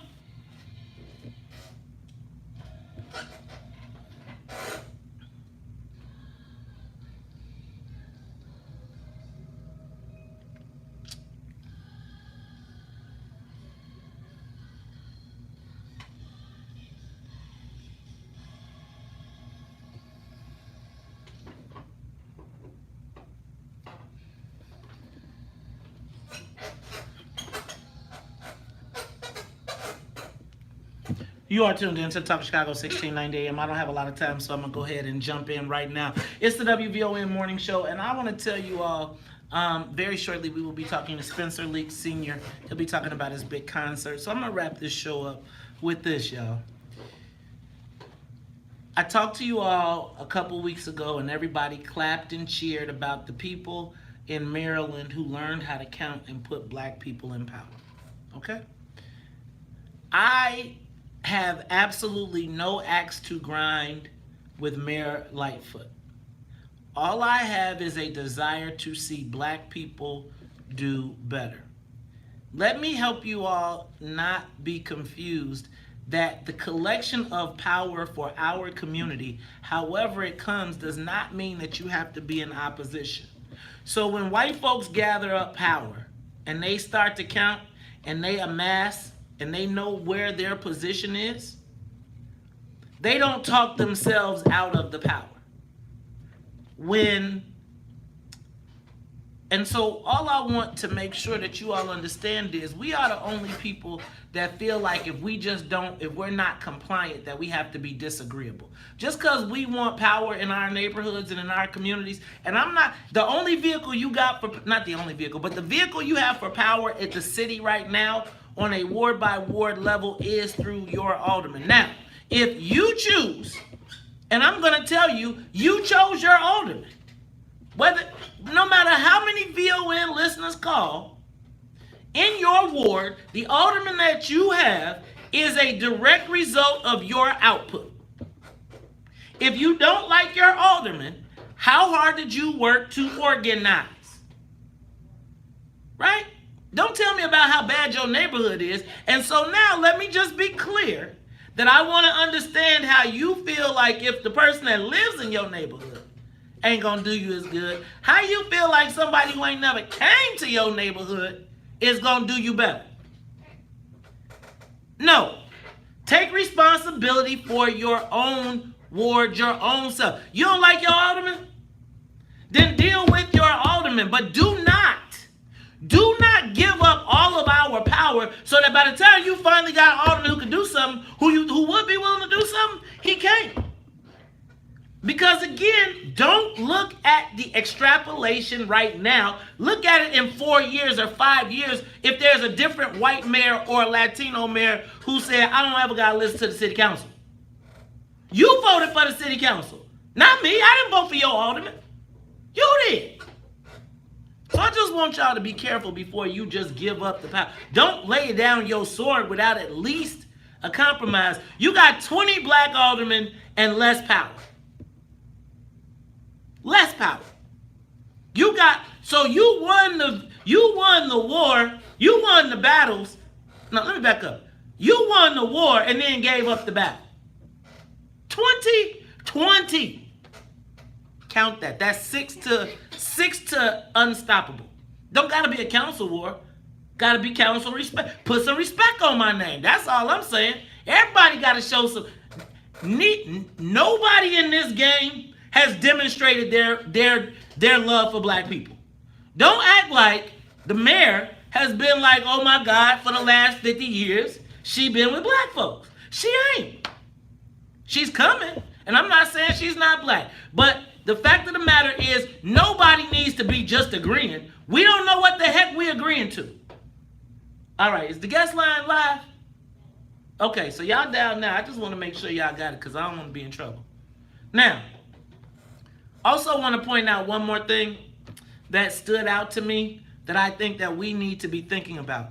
I believe that the Black Business Advocacy Organization and the Old Guard is truly being dismantled. I do not think they're going to have a very large voice in this administration. I think you can tell by just the way they were summarily dismissed from the school board. And that makes me say, who is going to be looking out for black self-interest?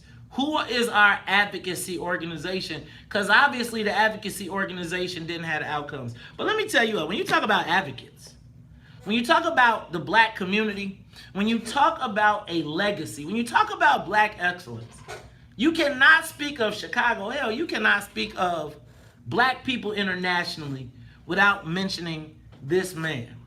You cannot even talk about Black Chicago without talking about the contributions of this brother. And he has got something special as a gift back to Black Chicago, as if he hasn't given enough already. WVON family, welcome to the WVON Morning Show, the one and only Spencer Leak Sr. Welcome to the morning show, Mr. Leak, sir. Hey, I feel energized by that introduction. Hey, I'm energized every time I drive down Cottage Grove. I'm energized every time I see all of the hard work that you, your sons, the legacy that you've left to Black Chicago. But you're not done yet. So you're doing something big tonight. I don't feel that I'm done yet. I got a few more years left. God has blessed me in a mighty way, and I just want to do His will for the rest of my life, however long that takes. That's what I am asking God every morning. Well, you know what? Chicago loves and needs you. And tell us about this great gift that you are giving to Black Chicago tonight. Well, here's what we're doing. I have, in the course of making funeral arrangements with families, I have had to answer in the course of the arrangements the who question, the what question, and the where question. what I've had difficulty in is the fact that invariably a mother sitting across from me who has lost a son or a daughter through gun violence, they ask me the why question. And I've struggled with trying to answer the why question until I was led by an author whose name is Dr. O.S. Hawkins to the book of Nehemiah. And when I read the first chapter of Nehemiah, I had the answer for all of the mothers throughout the years that have asked me why. And what was that answer? The answer was that Nehemiah had been informed by his brethren that the walls of Jerusalem had been torn down and the gates were burned with fire, and the people were in great distress and great reproach. And Nehemiah cried about it because this was his people, his forefathers, who had caused the walls to be broken down 120 years before his birth. But then Nehemiah did something very unique, and that's what we're going to try to do tonight at the House of Hope. He prayed the Nehemiah prayer, and that's what I call it. And the Nehemiah prayer requires anyone who prays that prayer to ask God to give them the ability to rebuild the walls of the city of Chicago because they are broken down also. And our city is crime permeates our city. Our children are living in a war zone. And what can we do about it? We cannot be bystanders any longer. And the folks who will be coming to the House of Hope tonight, we're asking them to no longer sit in their houses on the side of the road while the ages of men go by, some good, some bad. We know that poem, but we can't sit in our houses by the side of the road any longer. We're going to pray the Nehemiah prayer, and the Nehemiah prayer requires that we take personal responsibility, indirect responsibility for what was done directly by those who have caused violence to come to our city. Brother Leek, so what I need for you to do, because I'm about to close right now, can you tell me what time and where people can come to this concert, because it is off the chain tonight. Well, tell us where and what time. Definitely off 7, the concert starts at 7. The doors open at 6 at the House of Hope. There is no admission. It is free. And we ask everyone to come and join us tonight, where we're going to rebuild the walls of the city of Chicago as block by block, brick by brick. And we invite all of your audience to be with us. Thank you, Reverend Leek. So, for Annette Flournoy in the newsroom, for the Wonder Twins, Sonia and Sonia, I am the host of the WVON Morning Show, Maze Jackson. And if you don't like it, you can still tell them. Maze said, we out of here. Peace. The talk of Chicago and the voice. Holy moly. You know, you get them preachers the mic, but you got to show some love and respect to Reverend. I don't know what my supposed. Y'all didn't tell me if it's Reverend Dr. Leek. I didn't know what to call him, but it's all right. Shout out to the Leeks. All right, we appreciate y'all. All right, y'all, we up out of here. I gotta go. I gotta hit Fox, and then I gotta hit Fox. So you have. All right, I gotta get Are you gonna start bringing in your "Tell Me Something Good" in your promo?